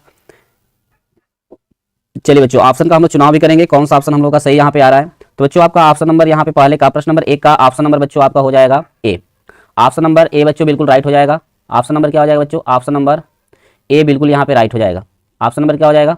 ए आपका बिल्कुल राइट हो जाएगा। ऑप्शन नंबर ए मेटरनिक का, ये जो है कि आपका कथन है मेटरनिक का, ऑप्शन नंबर ए बिल्कुल आपका राइट हो जाएगा। चलिए बच्चों, प्रश्न नंबर आप 2 की तरफ बढ़िए। प्रश्न नंबर 2 क्या है? ध्यान से देखिए इस प्रश्न को, इसके बाद इस प्रश्न का जवाब दीजिएगा। प्रश्न नंबर 2 है बच्चों,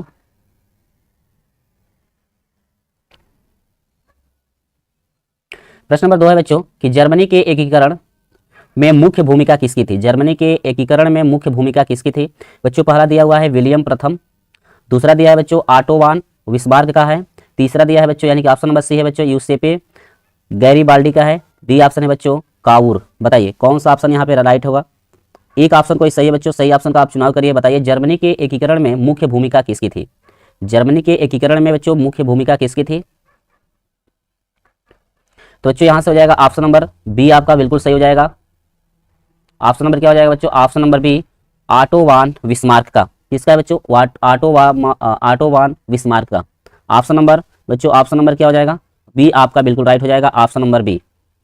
चलिए बच्चों आगे बढ़ते हैं अगले प्रश्न की तरफ। प्रश्न नंबर 3 को देखिए। प्रश्न नंबर 3 है बच्चों, ब्रिटेन में कार्न ला समाप्त होने का क्या मुख्य कारण था? ब्रिटेन में कार्न ला समाप्त होने का मुख्य कारण क्या था?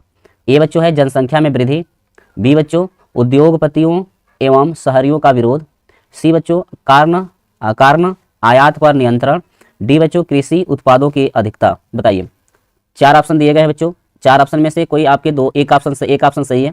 सही ऑप्शन का आप चुनाव करेंगे, कमेंट करके बताएंगे कौन सा ऑप्शन आपका सही है। तो बच्चों प्रश्न नंबर 3 का हम लोग ऑप्शन का यदि चुनाव करना चाहें तो ऑप्शन नंबर आपका बच्चों बी आपका बिल्कुल राइट हो जाएगा। ऑप्शन नंबर क्या होगा? बी, उद्योगपतियों एवं शहरों का विरोध। ऑप्शन नंबर बी बिल्कुल यहाँ पे राइट हो जाएगा। चलिए बच्चों आगे बढ़ते हैं अगले प्रश्न की तरफ। प्रश्न नंबर 4 को देखिए। प्रश्न नंबर 4 देखिए बच्चों, आपकी स्क्रीन पे है, इसका आप लोग जवाब देंगे। अंतर्राष्ट्रीय मुद्रा कोष की स्थापना कब हुई थी? बच्चों 1940 में हुआ था, 1942 में हुआ था, 1943 में हुआ था, 1944 में हुआ था। बताइए, अंतर्राष्ट्रीय मुद्रा कोष की स्थापना कब हुई थी? 4 ऑप्शन दिए गए हैं बच्चों, 4 ऑप्शन में से कोई एक ऑप्शन सही है। सही ऑप्शन का आप चुनाव करिए और जवाब दीजिएगा कौन सा ऑप्शन आपका सही हो जाएगा। तो बच्चों प्रश्न नंबर 4 का हम लोग ऑप्शन की बात करें तो बच्चों प्रश्न नंबर 4 का ऑप्शन नंबर डी बिल्कुल राइट हो जाएगा। अंतर्राष्ट्रीय मुद्रा कोष की स्थापना बच्चों 1944 में हुई थी। किसमें हुआ था बच्चों? 1944 में आपका हुआ था। किसमें हुआ था? 1944 में हुआ था। ऑप्शन नंबर बिल्कुल आपका डी राइट हो जाएगा। ऑप्शन नंबर क्या हो जाएगा बच्चों? ऑप्शन नंबर डी बिल्कुल यहाँ पे आपका राइट हो जाएगा, ऑप्शन नंबर डी। ठीक है, चलिए अगले प्रश्न की तरफ बढ़ते हैं। प्रश्न नंबर अगला बच्चों, प्रश्न नंबर आपका 5वां हम लोग देखते हैं। प्रश्न नंबर 5वां क्या है? ठीक है, प्रश्न नंबर 5 बच्चों 6 बजे बच्चों, 6 बजे हिंदी की क्लास स्टार्ट होगी। 6 बजे आप हमारे साथ जरूर जुड़िएगा, हिंदी की क्लास 6 बजे स्टार्ट हो रही है। ठीक है, 5वां है बच्चों, गुलामगिरी नामक पुस्तक किस प्रकार की समस्या से संबंधित है?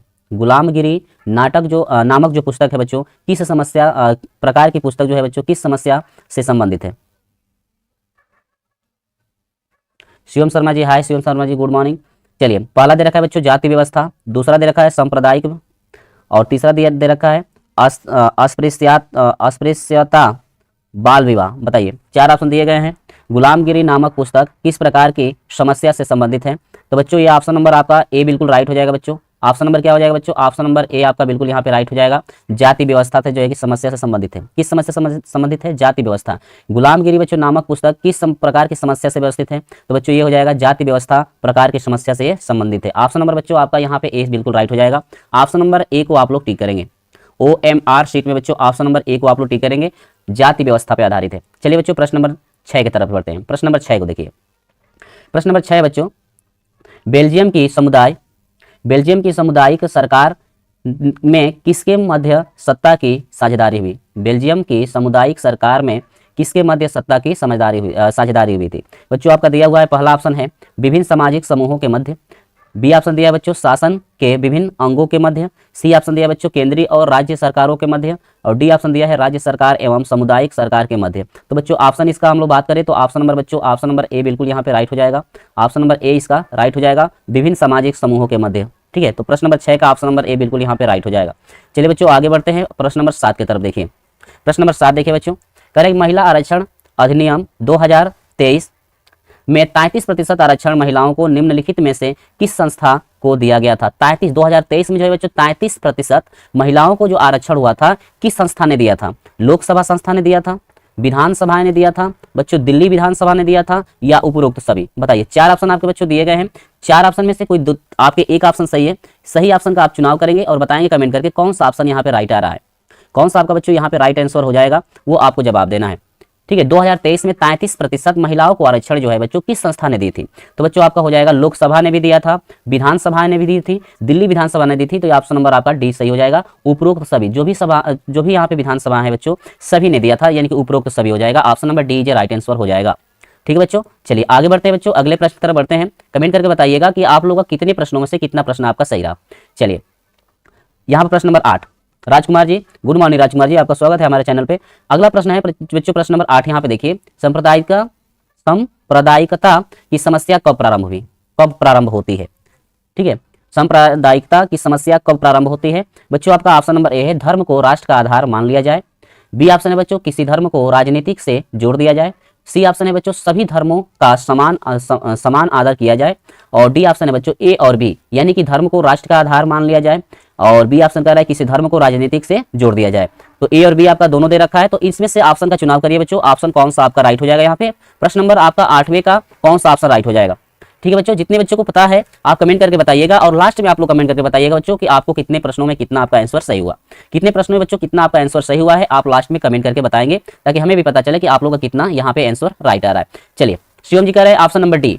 शिवम जी प्रश्न भी आप नोट कर दीजिए, यानी कि किस प्रश्न का आप जवाब दे रहे हैं। जिससे आप मान लीजिए 8वें नंबर का जवाब दे रहे हैं तो आप 8 लिख करके इसके बाद डी करिए, ठीक है, 8 का डी। ठीक है, चलिए बच्चों, तो यहाँ पर देख लेते हैं ऑप्शन कौन सा यहाँ पे राइट हो जाएगा। तो ऑप्शन नंबर बच्चों डी आपका सही हो जाएगा। धर्म को राष्ट्र का आधार मान लिया जाए और बच्चों किसी भी धर्म को राजनीतिक से जोड़ दिया जाए तो इस समय जो है कि सांप्रदायिकता की समस्या प्रारंभ हो जाती है। ठीक है बच्चों, तो ऑप्शन नंबर इसका क्या हो जाएगा? Option number D is a right answer हो जाएगा, यानी कि चौथा ऑप्शन आपका सही हो जाएगा। चलिए बच्चों, प्रश्न नंबर 9 की तरफ बढ़ते हैं। प्रश्न नंबर 9 को देखिए। प्रश्न नंबर 9 को बच्चों देखिए, प्रश्न नंबर 9 क्या है और ध्यान से इस प्रश्न का जवाब दीजिएगा। भारत में कितने राष्ट्रीय राजनीतिक दल हैं? भारत में कितने राष्ट्रीय राजनीतिक दल है बच्चों? 4 है आपका, 5 दल है, 6 दल है, 7 दल है। बताइए बच्चों कौन सा ऑप्शन राइट हो जाएगा? प्रश्न नंबर 9 का कौन सा ऑप्शन यहाँ पे राइट हो जाएगा? आप लोग जवाब दीजिएगा कि प्रश्न नंबर 9 का कौन सा ऑप्शन यहाँ पे आपका राइट हो रहा है। ठीक है बच्चों, प्रश्न नंबर 9 का कौन सा ऑप्शन यहाँ पे आपका राइट हो जाएगा? इस ऑप्शन का आप चुनाव करेंगे और कमेंट करके बताएंगे कौन सा ऑप्शन आपका राइट हो रहा है। ठीक है, चलिए बच्चों, तो ऑप्शन को चेक कर लेते हैं। तो बच्चों यहाँ पे हो जाएगा 6। कितना? 6। ऑप्शन नंबर क्या हो जाएगा बच्चों? ऑप्शन नंबर यहाँ पे हम लोग ऑप्शन की बात करें तो ऑप्शन नंबर सी यहाँ पे बिल्कुल सही हो जाएगा, 6। भारत में 6 राष्ट्रीय राजनीतिक दल हैं। कितने हैं? 6 राष्ट्रीय जो है कि राजनीतिक दल हैं। ऑप्शन नंबर सी आपका राइट हो जाएगा। चलिए बच्चों, प्रश्न नंबर 10 को देखते हैं। प्रश्न नंबर 10 को देखिए, निम्नलिखित में से किसका संबंध लोकतंत्र से नहीं है बच्चों? निम्नलिखित में से किसका संबंध बच्चों लोकतंत्र से नहीं है? ए ऑप्शन है बच्चों उत्तरदायी शासन, बी ऑप्शन है बच्चों बहुसंख्यकों का शासन, सी ऑप्शन है बच्चों स्वतंत्र और निष्पक्ष निर्वाचन, डी बच्चों ऑप्शन है कानून के समक्ष समानता, यानी कि डी ऑप्शन आपका चौथा है। तो इसमें से कौन सा ऑप्शन राइट हो जाएगा बच्चों? निम्नलिखित में से किसका संबंध लोकतंत्र से नहीं है?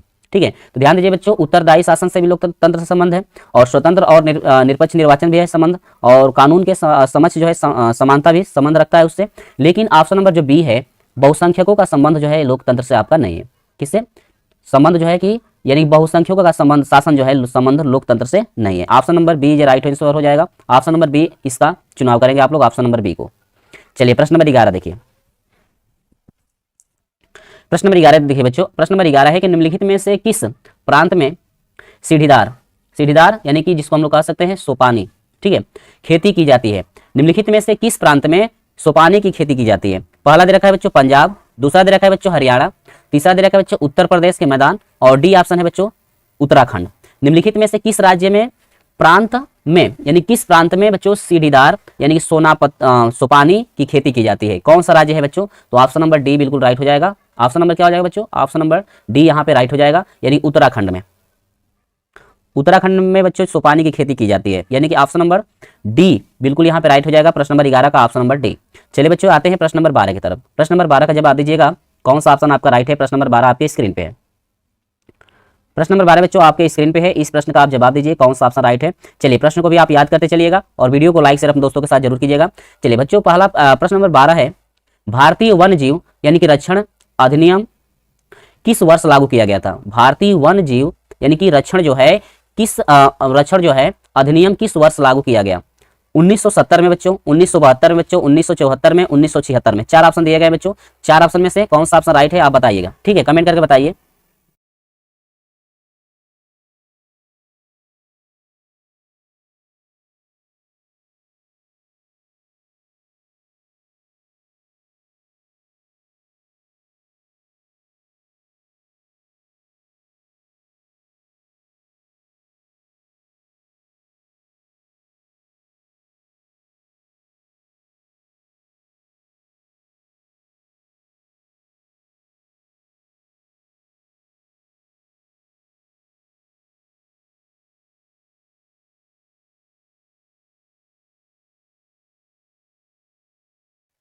चलिए बच्चों किसी का अभी तक जवाब नहीं आया, कमेंट करके बताइए कौन सा ऑप्शन राइट हो जाएगा।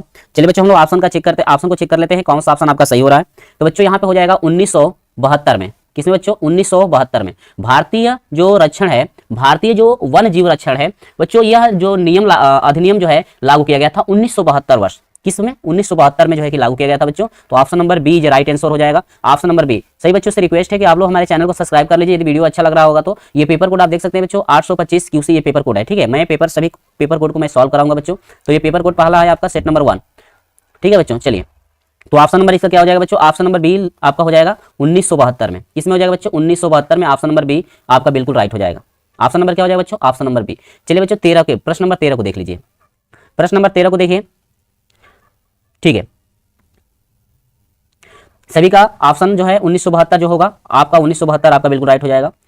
चलिए प्रश्न नंबर 13 का जवाब दीजिए बच्चों। झारखंड में स्थित कोडरमा निम्नलिखित में से किस खनिज का अग्रणी उत्पादक है, बताइए। बॉक्साइट का है, कोयला का है बच्चों, लौह अयस्क का है या अभ्रक का है।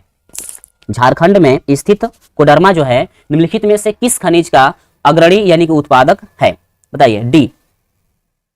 सुधीर जी कह रहे हैं डी होगा, शिवम जी कह रहे हैं 13 का डी हो जाएगा। चलिए सैन की कह रहे हैं कि 13 का डी, ऑप्शन नंबर करेक्ट, बिल्कुल।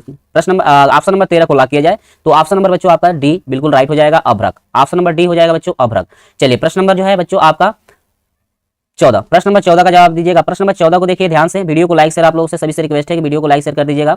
और हमारे साथ नहीं जुड़ पाए होंगे बच्चों तो चैनल को सब्सक्राइब करके हमारे साथ जुड़ जाइएगा। 6 बजे सुबह 6 बजे क्लास, हिंदी की क्लास स्टार्ट होगी सुबह 6 बजे। आज ही सुबह 6 बजे आप हमारे साथ जरूर ज्वाइन कीजिएगा। चलिए बच्चों तो यहाँ पर हो जाएगा क्या,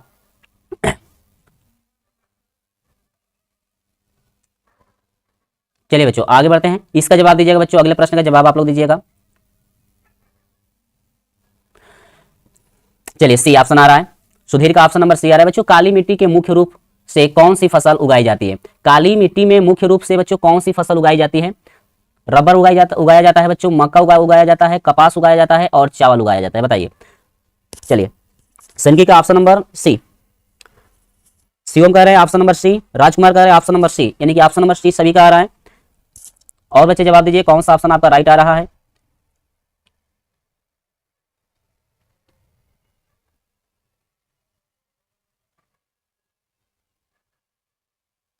चलिए ऑप्शन को चेक करते हैं बच्चों। ऑप्शन नंबर सी को हम लोग लॉक करेंगे, यानी कि कपास।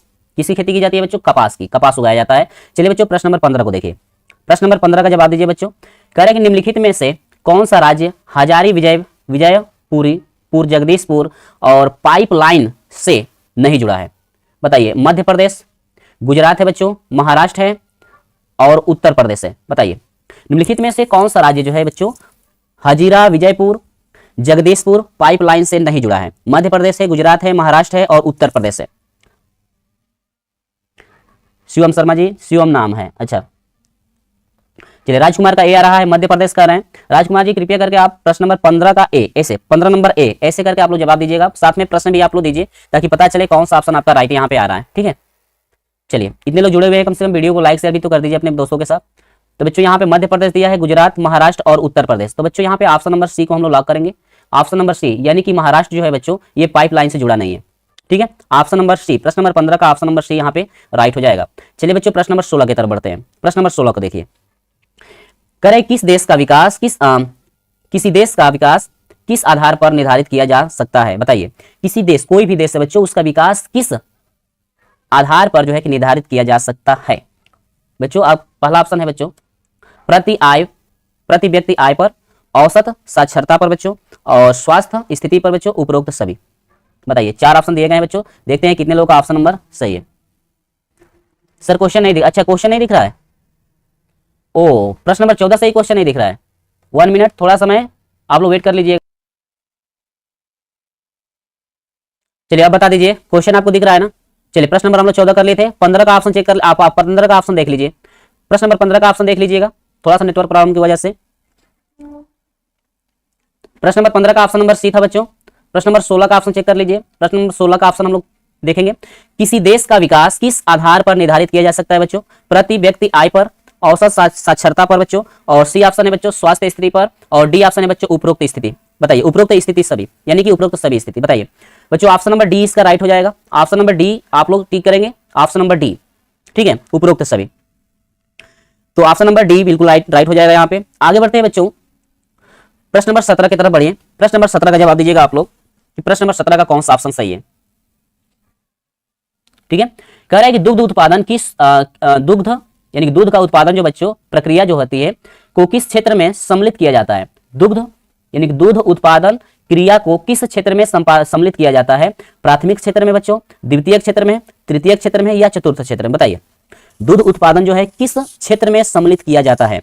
4 ऑप्शन दिए गए हैं, सभी बच्चों का जवाब इसका तो आ जाना चाहिए, सभी बच्चों का इसका जवाब आ जाना चाहिए। 17 नंबर का जवाब दीजिएगा, बिल्कुल राजकुमार जी 17 नंबर का ए प्राथमिक कह रहे हैं। चलिए बाकी सब बच्चे जवाब दीजिएगा, कौन सा ऑप्शन आपका राइट आ रहा है? यहाँ पे कौन सा ऑप्शन आपका राइट होगा, जल्दी से जवाब दीजिएगा। राजकुमार जी का ऑप्शन नंबर ए आ रहा है, 17 का ए। बाकी सब बच्चे जवाब दीजिए, कौन सा ऑप्शन यहाँ पे राइट है?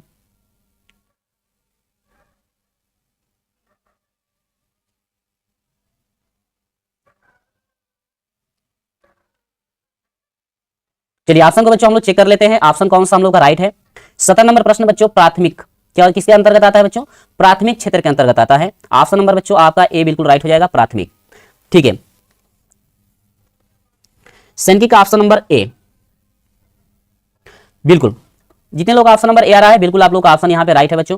चलिए आगे बढ़ते हैं प्रश्न नंबर 18 की तरफ बच्चों। देखिए प्रश्न नंबर 18 देखिए, निम्नलिखित में से कौन ऋण के औपचारिक स्रोत में सम्मिलित है? बताइए, निम्नलिखित में से कौन ऋण के औपचारिक स्रोत में सम्मिलित है बच्चों? 4 ऑप्शन दिए गए हैं आपको, 4 ऑप्शन दिख रहा होगा। 4 ऑप्शन में से कोई बच्चों एक ही ऑप्शन आपका सही है और एक ऑप्शन का वो चुनाव करिए, कौन सा ऑप्शन आपका राइट है। देखते हैं कितने बच्चों का ऑप्शन यहाँ पे आ जाता है।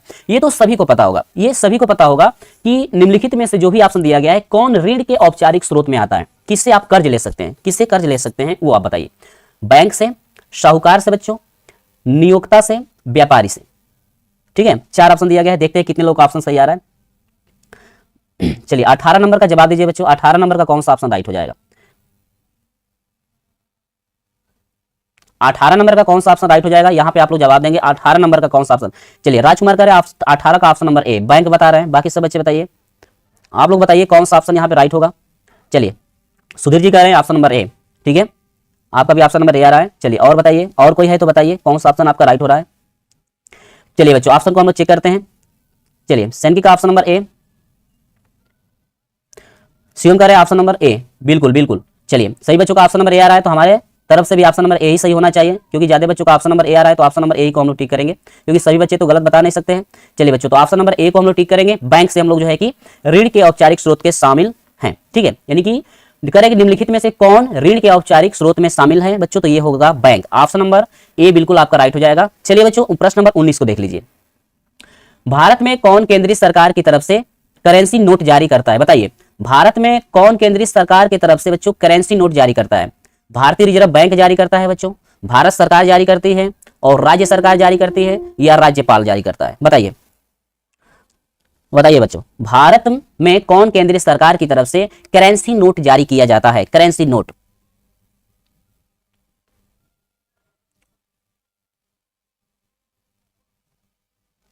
शनकी का ऑप्शन नंबर ए आ रहा है। चलिए इनका भी ऑप्शन नंबर ए ही आ रहा है, कोई बात नहीं। बाकी सब बच्चे का देख लेते हैं कितने लोगों का सही आ रहा है। तो बच्चों आम लोग का ऑप्शन नंबर क्या हो जाएगा? ऑप्शन नंबर ए बिल्कुल राइट हो जाएगा बच्चों। ऑप्शन नंबर क्या है? ए। भारतीय रिजर्व बैंक जो है बच्चों ना, वो करेंसी नोट जारी करती है, भारतीय रिजर्व बैंक, आप लोगों को पता ही होगा। चलिए 20 नंबर प्रश्न बच्चों, लास्ट प्रश्न का जवाब दीजिएगा और सभी लोग वीडियो को लाइक शेयर कर दीजिएगा। 6 बजे बच्चों हिंदी की क्लास स्टार्ट होगी। ठीक है, हमने बच्चों 5 सेट, ये 5वां सेट हिंदी की क्लास बच्चों 5वां सेट स्टार्ट होगा। 4 सेट को यदि आप नहीं देख पाए तो हमारे चैनल पर जाइए, आपका जो है चैनल पे वीडियो अपलोडेड है, वहां से आप देख सकते हैं 5 सेट का सोल्यूशन। ठीक है बच्चों, चलिए 20 नंबर है, विश्व के देशों में बहुराष्ट्रीय कंपनियों द्वारा निवेश का सबसे अधिक मान्यता तरीका है? बताइए, सामान्य तरीका है, अधिक सामान्य तरीका है। नई कंपनियों की स्थापना, स्थानीय कंपनियों को खरीद लेना, और सी ऑप्शन है बच्चों स्थानीय कंपनियों से साझेदारी करना, डी ऑप्शन है बच्चों विकासशील देशों पर कब्जा कर लेना। बताइए, विश्व के देशों में बहुराष्ट्रीय कंपनियों द्वारा निवेश का सबसे अधिक सामान्य तरीका है, बताइए बच्चों कौन सा है? ऑप्शन का जवाब दीजिए। सभी बच्चों वीडियो को लाइक शेयर कर दो, और ये लास्ट प्रश्न है, प्रश्न नंबर 20 का बच्चों सभी लोग जवाब दे दीजिएगा। इसके बाद अगली वाली क्लास 6 बजे स्टार्ट होगी बच्चों, हिंदी की क्लास हमारे साथ जरूर ज्वाइन कीजिएगा। सर 20 का, अच्छा 20 का ए ऑप्शन इनका सही हो रहा है, नई कंपनियों की स्थापना। अच्छा ठीक है, अभी ये कंफ्यूजन में है। सीएम जी कह रहे हैं 20 का ऑप्शन नंबर बी, ठीक है। बाकी सब बच्चे जवाब दीजिएगा, इसका तो सभी लोग जवाब दीजिएगा, और वीडियो को लाइक शेयर कर दो भाई, वीडियो को लाइक शेयर कर दीजिएगा। हमारे साथ नहीं जुड़े होंगे तो चैनल को सब्सक्राइब कर लीजिएगा, ऐसे यदि वीडियो आप पाना चाहते हैं तो। चलिए ऑप्शन का बी, राजकुमार कह रहे हैं ऑप्शन नंबर बी, ठीक है ऑप्शन नंबर बी, राजकुमार का भी ऑप्शन नंबर बी आ रहा है। चलिए बाकी सब बच्चे जवाब दीजिएगा कौन सा ऑप्शन राइट है।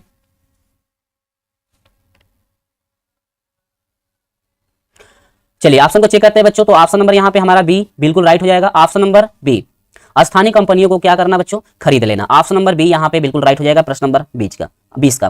तो बच्चों आप लोग सभी लोग कमेंट करके एक बार बता दीजिएगा कि 20 प्रश्नों में से आप लोग का कितने प्रश्न करेक्ट हैं। चलिए सही बच्चों एक बार कमेंट करके बता दीजिए एक साथ कि 20 प्रश्न में से आप लोग का कितने प्रश्न सही थे। ठीक है, इसके बाद इस क्लास को हम लोग समाप्त करेंगे और मिलेंगे आपसे 6 बजे। बताइए बच्चों, मैं आप लोग कमेंट को वेट कर लेना हूं, देखते हैं कितने बच्चों का कितना ऑप्शन सही है। 20 प्रश्नों में से कितना आपका ऑप्शन सही था।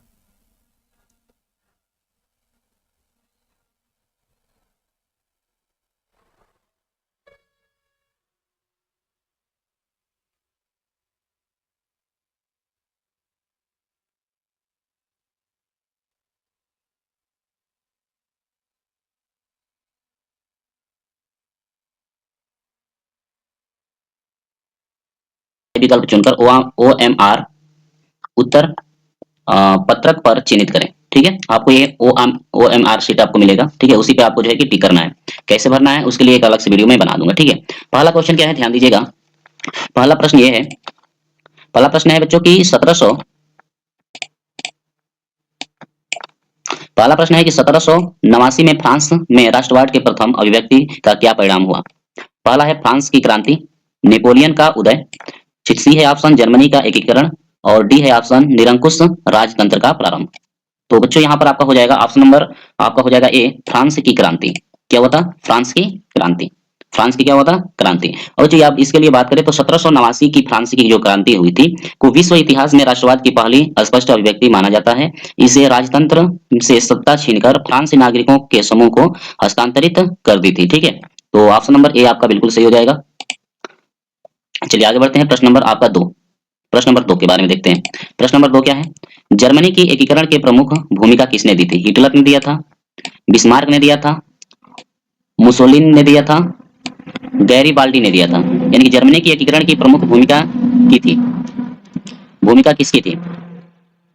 तो ऑप्शन हो जाएगा ऑप्शन नंबर बी, बिस्मार्क ने। किसने दिया था, जर्मनी के एकीकरण के प्रमुख भूमिका जो है कि बिस्मार्क ने दिया था। किसने दिया था, बिस्मार्क ने दिया था। इसने बिस्मार्क ने किया क्या था कि ऑटो वान बिस्मार्क को जर्मनी के एकीकरण का जनक कहा जाता है। किसको कहा जाता है, ऑटो वान जो बिस्मार्क है इनको जर्मनी का एकीकरण कहा जाता है।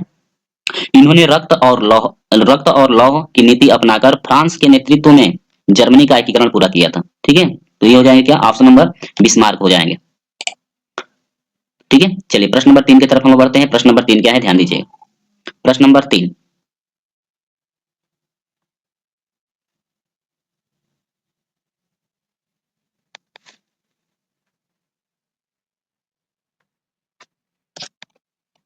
प्रश्न नंबर 3 है, आनंद मठ उपन्यास के लेखक कौन थे।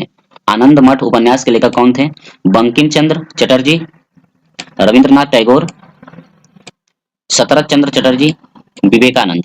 4 ऑप्शन दिए गए हैं, चारों ऑप्शन में से कोई एक ही ऑप्शन सही है। तो याद रखेंगे आनंद मठ के जो उपन्यास के लेखक हैं वो है आपके कौन, आनंद मठ उपन्यास के लेखक है बच्चों आपका Bankim Chandra Chatterjee. Option number A बिल्कुल सही हो जाएगा, बंकिम चंद्र चटर्जी।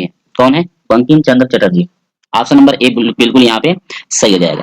और बंकिम चंद्र चटर्जी जो है ना, प्रसिद्ध उपन्यास आनंद मठ की जो है रचना बंकिम चंद्र जो है चटर्जी ने की थी। ठीक है, हमारा राष्ट्रीय गीत वंदे मातरम इसी उपन्यास से लिया गया है।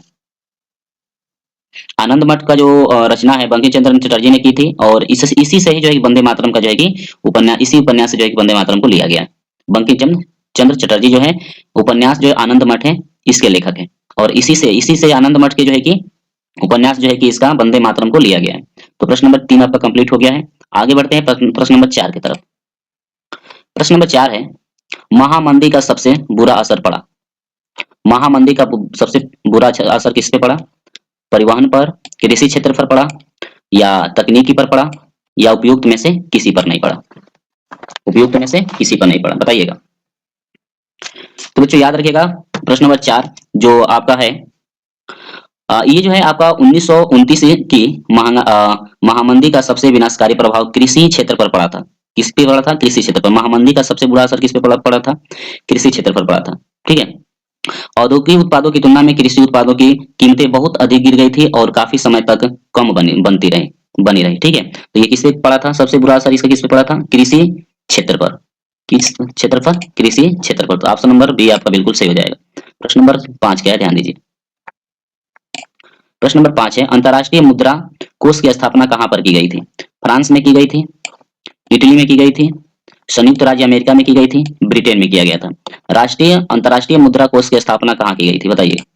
अंतर्राष्ट्रीय कोष की स्थापना कहाँ पे की गई थी? अंतर्राष्ट्रीय कोष की स्थापना कहाँ पे की गई थी? 4 ऑप्शन दिए गए हैं, 4 ऑप्शन में से कोई एक ही ऑप्शन सही है।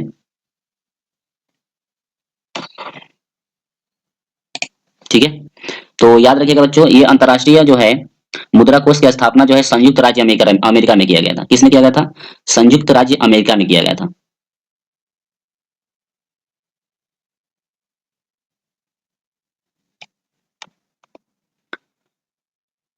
ऑप्शन नंबर क्या हो जाएगा? ऑप्शन नंबर सी बिल्कुल राइट हो जाएगा यहाँ पे, संयुक्त राज्य अमेरिका में, संयुक्त राज्य अमेरिका में। ठीक है, इसकी स्थापना बच्चों कब हुआ था? 1944 में हुआ था। इसकी स्थापना कब हुई थी? अंतर्राष्ट्रीय मुद्रा कोष की स्थापना कब हुई थी? 1944 ईस्वी में हुआ था। अमेरिका के न्यू हैम्पायर हैम्पशायर में हुआ था। हैम्पशायर ब्रेटन वुड्स सम्मेलन के दौरान हुई थी। इसका मुख्यालय जो है वाशिंगटन डीसी यूएसए में है। इसका मुख्यालय कहाँ है? वाशिंगटन डीसी यूएसए में है इसका। और ये अंतर्राष्ट्रीय मुद्रा कोष की स्थापना कब हुई थी? 1944 ईस्वी में हुआ था, याद रखिएगा। अंतर्राष्ट्रीय मुद्रा कोष की स्थापना कब हुई थी? 1984 में। कहाँ हुआ था? संयुक्त राज्य अमेरिका। चलिए आगे बढ़ते हैं अगले प्रश्न तरफ। प्रश्न नंबर 6 देखिए। प्रश्न नंबर 6, निम्नलिखित में से कौन सा संघीय राज्य नहीं है? निम्नलिखित में से कौन सा संघीय राज्य नहीं है? चंडीगढ़। निम्नलिखित में से कौन सा संघीय राज्य नहीं है? चंडीगढ़ है, और उड़ीसा, राजस्थान, तमिलनाडु। बताइए कौन सा जो है कि संघीय राज्य नहीं है? कुछ हो जाएगा ऑप्शन, इसका सही हो जाएगा चंडीगढ़। ऑप्शन क्या सही हो जाएगा? चंडीगढ़। क्यों भाई ऑप्शन चंडीगढ़ हो जाएगा? इसलिए कि भारत के राज्यों और केंद्र शासित प्रदेशों में अलग अलग व्यवस्था है। उड़ीसा, राजस्थान और तमिलनाडु पूर्ण राज्य है, जबकि चंडीगढ़ एक केंद्र शासित प्रदेश है। आगे बढ़ते हैं प्रश्न नंबर 7 की तरफ। लोकतंत्र का प्रमुख गुण निम्नलिखित में से कौन सा है? देशभक्ति की भावना, राष्ट्रीय चरित्र का निर्माण, प्रगतिशील सरकार, इनमें से सभी। बताइए लोकतंत्र का प्रमुख गुण निम्नलिखित में से कौन सा है? 7वें नंबर प्रश्न का ऑप्शन क्या सही हो जाएगा? देखो बच्चों, लोकतंत्र जो आपका है, लोकतंत्र का जो प्रमुख गुण जो है देशभक्ति की भावना भी है, राष्ट्रीय चरित्र का निर्माण भी है, इसके बाद प्रगतिशील सरकार भी है, यानी कि इनमें से सभी हो जाएगा। ऑप्शन क्या हो जाएगा? ऑप्शन नंबर डी हो जाएगा सही, इनमें से सभी, यानी कि तीनों आपका है। क्या है? तीनों आपका है। लोकतंत्र का प्रमुख गुण निम्नलिखित में से कौन सा है? इनमें से सभी, तीनों होगा। ठीक है, लोकतंत्र न केवल एक प्रगतिशील सरकार देता है, बल्कि नागरिकों में देशभक्ति की भावना और राष्ट्र चरित्र का निर्माण भी करता है। इसलिए इनमें से आपका हो जाएगा ऑप्शन कौन सा सही हो जाएगा? इनमें से सभी, यानी ऑप्शन नंबर डी आपका सही हो जाएगा, इनमें से सभी। आगे बढ़ते हैं प्रश्न नंबर 8 की तरफ। प्रश्न नंबर 8 क्या है? ध्यान दीजिए। प्रश्न नंबर 8 है कि भारतीय संविधान कब लागू किया गया था? 15 अगस्त को लागू किया गया था, 10 दिसंबर को लागू किया गया था, 1 जनवरी को लागू किया गया था, और 26 जनवरी को लागू किया गया था। बताइए भारतीय संविधान कब लागू किया गया था? इसका जवाब सभी बच्चे देंगे। भारतीय संविधान कब लागू किया गया था?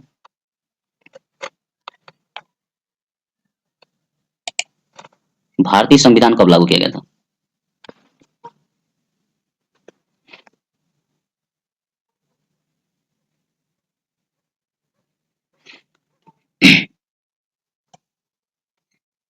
देखिए बच्चों, भारतीय संविधान जो है 26 नवंबर और 1949 को बनकर तैयार हुआ था।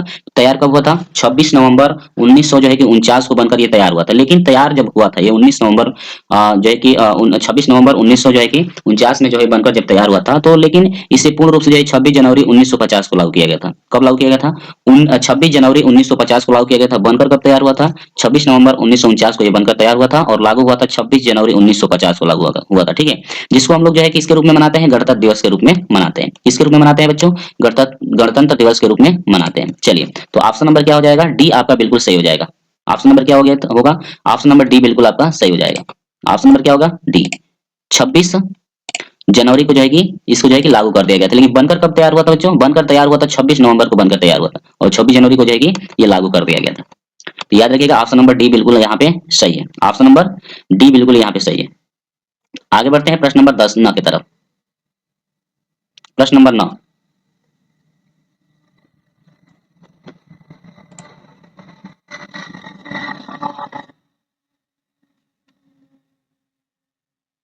उज्ज्वल यादव जी का डी आ रहा है। चलिए आगे बढ़ते हैं। प्रश्न नंबर आपका 19 9 क्या है, ध्यान दीजिए। भारतीय संविधान में भाषाओं को किस सूची में रखा गया है? दूसरी सूची में रखा गया है, बी पांचवी सूची में रखा गया है, डी सी आठवीं सूची में रखा गया है, और डी है 12वीं सूची में। भारतीय संविधान की भाषाओं को किस सूची में रखा गया है, बताइएगा। भारतीय संविधान के भाषाओं को किस सूची में रखा गया है? भारतीय संविधान के भाषाओं को किस सूची में रखा गया है? ऑप्शन का जवाब दीजिएगा। तो याद रखिएगा कि भारतीय संविधान की जो भाषाएं हैं उनको 8वीं सूची के भारत के अधीन जो है भाषाओं के संबंध में रखा गया है। वर्तमान में इसे 22 भाषाओं में शामिल किया गया है। कितने भाषाओं में? वर्तमान में इसमें जो है 22 भाषाएं शामिल की गई हैं।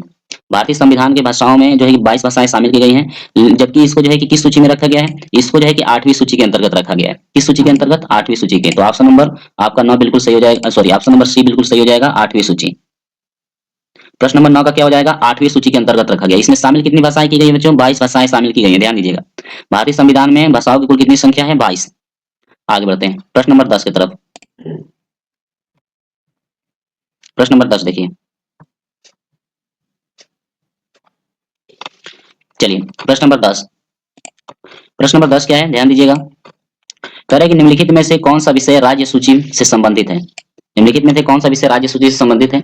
प्रतिरक्षा, बैंकिंग, मुद्रा और पुलिस, बताइएगा।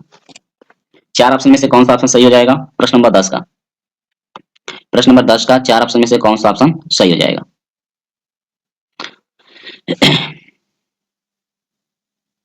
देखिएगा, ये जो भारतीय संविधान में शक्तियों का जो बंटवारा 3 सूचियों में रखा गया, जैसे रक्षा, बैंकिंग और मुद्रा, ठीक ना, संघ सूची में के विषय में रखा गया, जबकि पुलिस राज्य सूची का विषय है। क्या है? पुलिस राज्य। यानी कि आपका हो जाएगा ऑप्शन नंबर क्या हो जाएगा इसका? ऑप्शन नंबर क्या हो जाएगा? डी, यानी कि मुद्रा।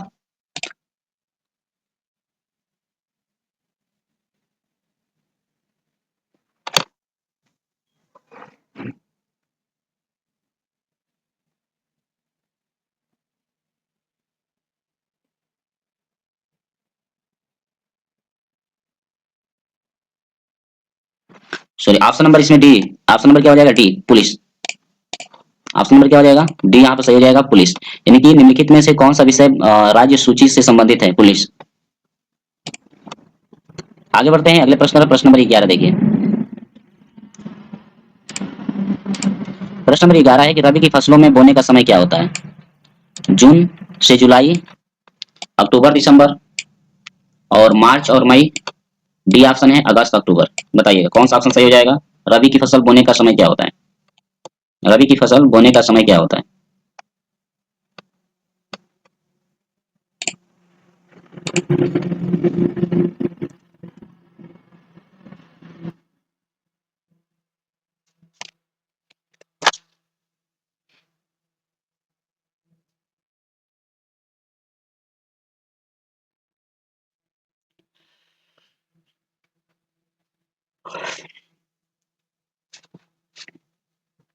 ऑप्शन नंबर डी इसका सही हो जाएगा। ऑप्शन नंबर क्या हो जाएगा? डी। ऑप्शन नंबर डी सही हो जाएगा, अक्टूबर और दिसंबर। रबी की फसल बोने का समय क्या होता है? अक्टूबर और दिसंबर, अक्टूबर और दिसंबर।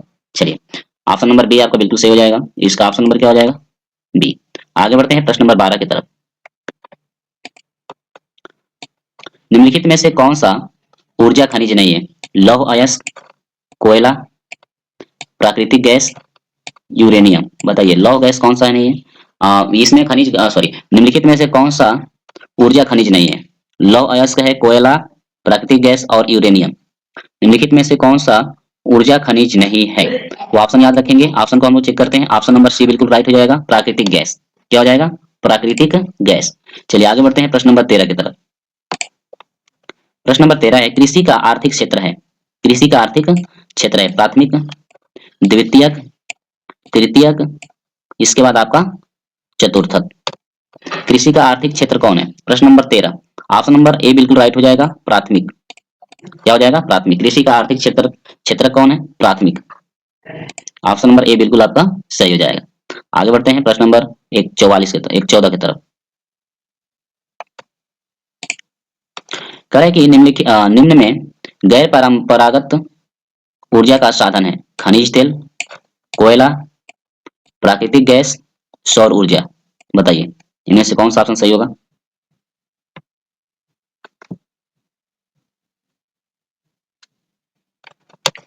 14 नंबर का ऑप्शन नंबर डी सही हो जाएगा, सौर ऊर्जा। क्या हो जाएगा? ऑप्शन नंबर डी बिल्कुल राइट हो जाएगा, सौर ऊर्जा। आगे बढ़ते हैं प्रश्न नंबर 15 की तरफ। प्रश्न नंबर 15 क्या है? खनिज में निम्न में कौन सा आधारभूत खनिज है? तांबा, लौह अयस्क, अभ्रक है, सोना। निम्न में से कौन सा आधारभूत खनिज है? लौह, सोना, लौह अयस्क, अभ्रक, सोना। बताइएगा। ऑप्शन इसका चेक करते हैं। ऑप्शन नंबर 20 सही हो जाएगा, लौह अयस्क। क्या होगा? लौह अयस्क। चलिए आगे बढ़ते हैं प्रश्न नंबर 17 की तरफ, 16 की तरफ। पृथ्वी सम्मेलन सम्मेलन का आयोजन कब हुआ? 1991 में, 1992 में, 1993 में और 1994 में। पृथ्वी सम्मेलन का आयोजन कब हुआ? बताइए। पृथ्वी सम्मेलन का आयोजन कब हुआ?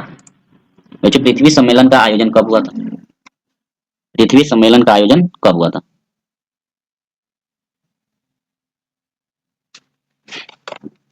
प्रश्न नंबर 16 का 19 नंबर ऑप्शन चेक करते हैं हम लोग। ऑप्शन नंबर बी बिल्कुल राइट हो जाएगा, 1992 में। किसमें? 1992 में। पृथ्वी सम्मेलन का आयोजन कब हुआ था? 1992 में। ऑप्शन नंबर बी बिल्कुल यहाँ पे राइट हो जाएगा। ऑप्शन नंबर क्या हो जाएगा? बी। पृथ्वी सम्मेलन कब आयोजित हुआ था? 1992 में। ठीक है, चलिए आगे बढ़ते हैं। अगला प्रश्न है, देखिए अगला प्रश्न है, भारत में उदीकरण प्रक्रिया की शुरुआत किस वर्ष थी? भारत में उदीकरण प्रक्रिया की शुरुआत किस वर्ष हुई थी? 1919, 1918 में, 1900 आपका हुआ 1991 में, 1993 में और इसके बाद 2001 में। बताइए, एक ही ऑप्शन कोई सही है इसमें से?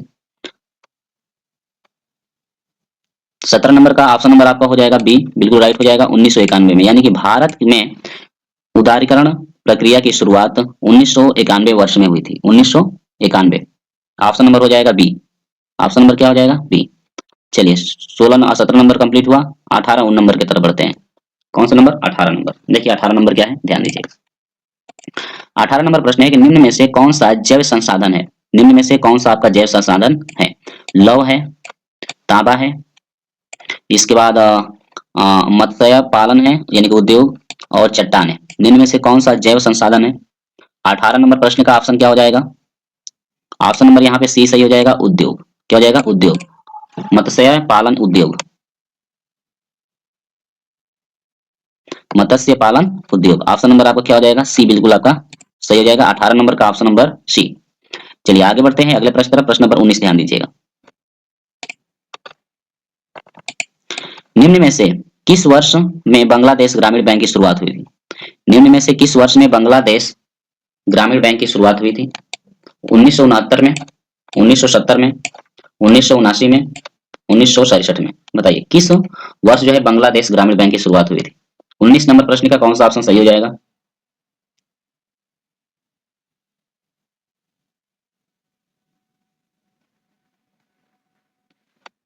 1970। क्या हो जाएगा? 1970 ईस्वी में। किस सन में? 1970 में।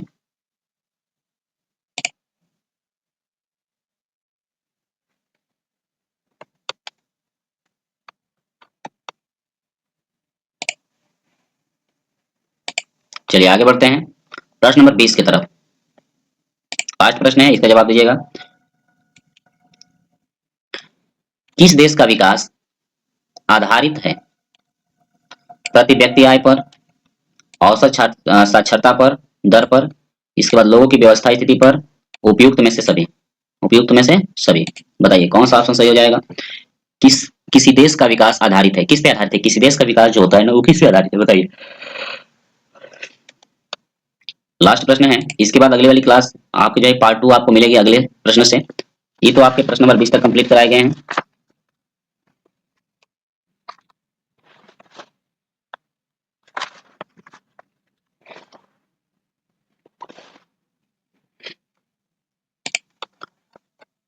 चलिए तो ऑप्शन को चेक करते हैं।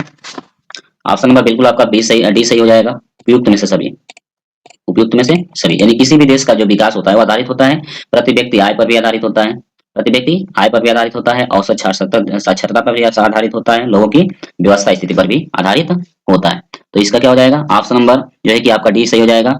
ऑप्शन नंबर क्या हो जाएगा? डी आपका बिल्कुल यहाँ पे सही हो जाएगा। ठीक है, यानी कि विकास के बच्चों पहला प्रश्न क्या है, इस प्रश्न का आप जवाब दीजिए। पहला प्रश्न क्या है? ठीक है बच्चों, चलिए पहला प्रश्न क्या है आपके स्क्रीन पे दिख रहा होगा। पहला प्रश्न का आप जवाब दीजिएगा। अगर आवाज़ में कोई समस्या है तो आप हमें कमेंट द्वारा बता सकते हैं कि आवाज़ में कोई समस्या हो रही है। तो बच्चों पहला प्रश्न आपके स्क्रीन पे है। पहले प्रश्न का जवाब क्या है? पहला प्रश्न है बच्चों कि फ्रांस की क्रांति कब हुई थी? फ्रांस की बच्चों क्रांति कब हुई थी? 4 ऑप्शन दिए गए हैं बच्चों। पहला ऑप्शन दे रखा है 1788 ईस्वी में, बी ऑप्शन है बच्चों 1789 ईस्वी में, सी ऑप्शन है बच्चों 1600 में, 1600 ईस्वी में, डी ऑप्शन है बच्चों आपका 1787 ईस्वी में। बताइए फ्रांस की क्रांति कब हुई थी? फ्रांस की बच्चों क्रांति कब हुई थी? कमेंट करके बताएंगे आप लोग। फ्रांस की क्रांति कब हुई थी? फ्रांस की क्रांति कब हुई थी बताइए। तो बच्चों ऑप्शन की यदि बात कर ले हम लोग तो ऑप्शन नंबर यहाँ पे बच्चों ऑप्शन नंबर आपका 1789 ईस्वी में, ऑप्शन नंबर बी यहाँ पे बिल्कुल राइट हो जाएगा। ऑप्शन नंबर क्या हो जाएगा बच्चों? Option number B is a right answer. यहाँ पे ऑप्शन नंबर बी को आप लोग टिक करेंगे, ऑप्शन नंबर बी बिल्कुल यहाँ पे राइट हो जाएगा, यानी कि 1789 ईस्वी में। ठीक है बच्चों, प्रश्न नंबर 2 की तरफ बढ़ते हैं। प्रश्न नंबर 2 को देखिए, जर्मनी के एकीकरण का जनक कौन था? बच्चों नेपोलियन, बी ऑप्शन दिया है बच्चों हिटलर, सी ऑप्शन दिया है बच्चों बिस्मार्क, डी ऑप्शन दिया है मुसोलिनी। जर्मनी के एकीकरण का जनक कौन था? दूसरा प्रश्न नंबर है बच्चों, जर्मनी के एकीकरण का जनक कौन था? तो बच्चों ऑप्शन नंबर यहाँ पे सी राइट हो जाएगा, बिस्मार्क। ऑप्शन नंबर क्या हो जाएगा? सी यहाँ पे बिल्कुल राइट हो जाएगा, विस्मार्क था। कौन था बच्चों? विस्मार्क। कौन था? विस्मार्क था। चलिए बच्चों प्रश्न नंबर 3 की तरफ बढ़ते हैं। प्रश्न नंबर 3 का जवाब दीजिएगा। प्रश्न नंबर 3 का जवाब दीजिए बच्चों, कौन सा ऑप्शन आपका राइट हो जाएगा?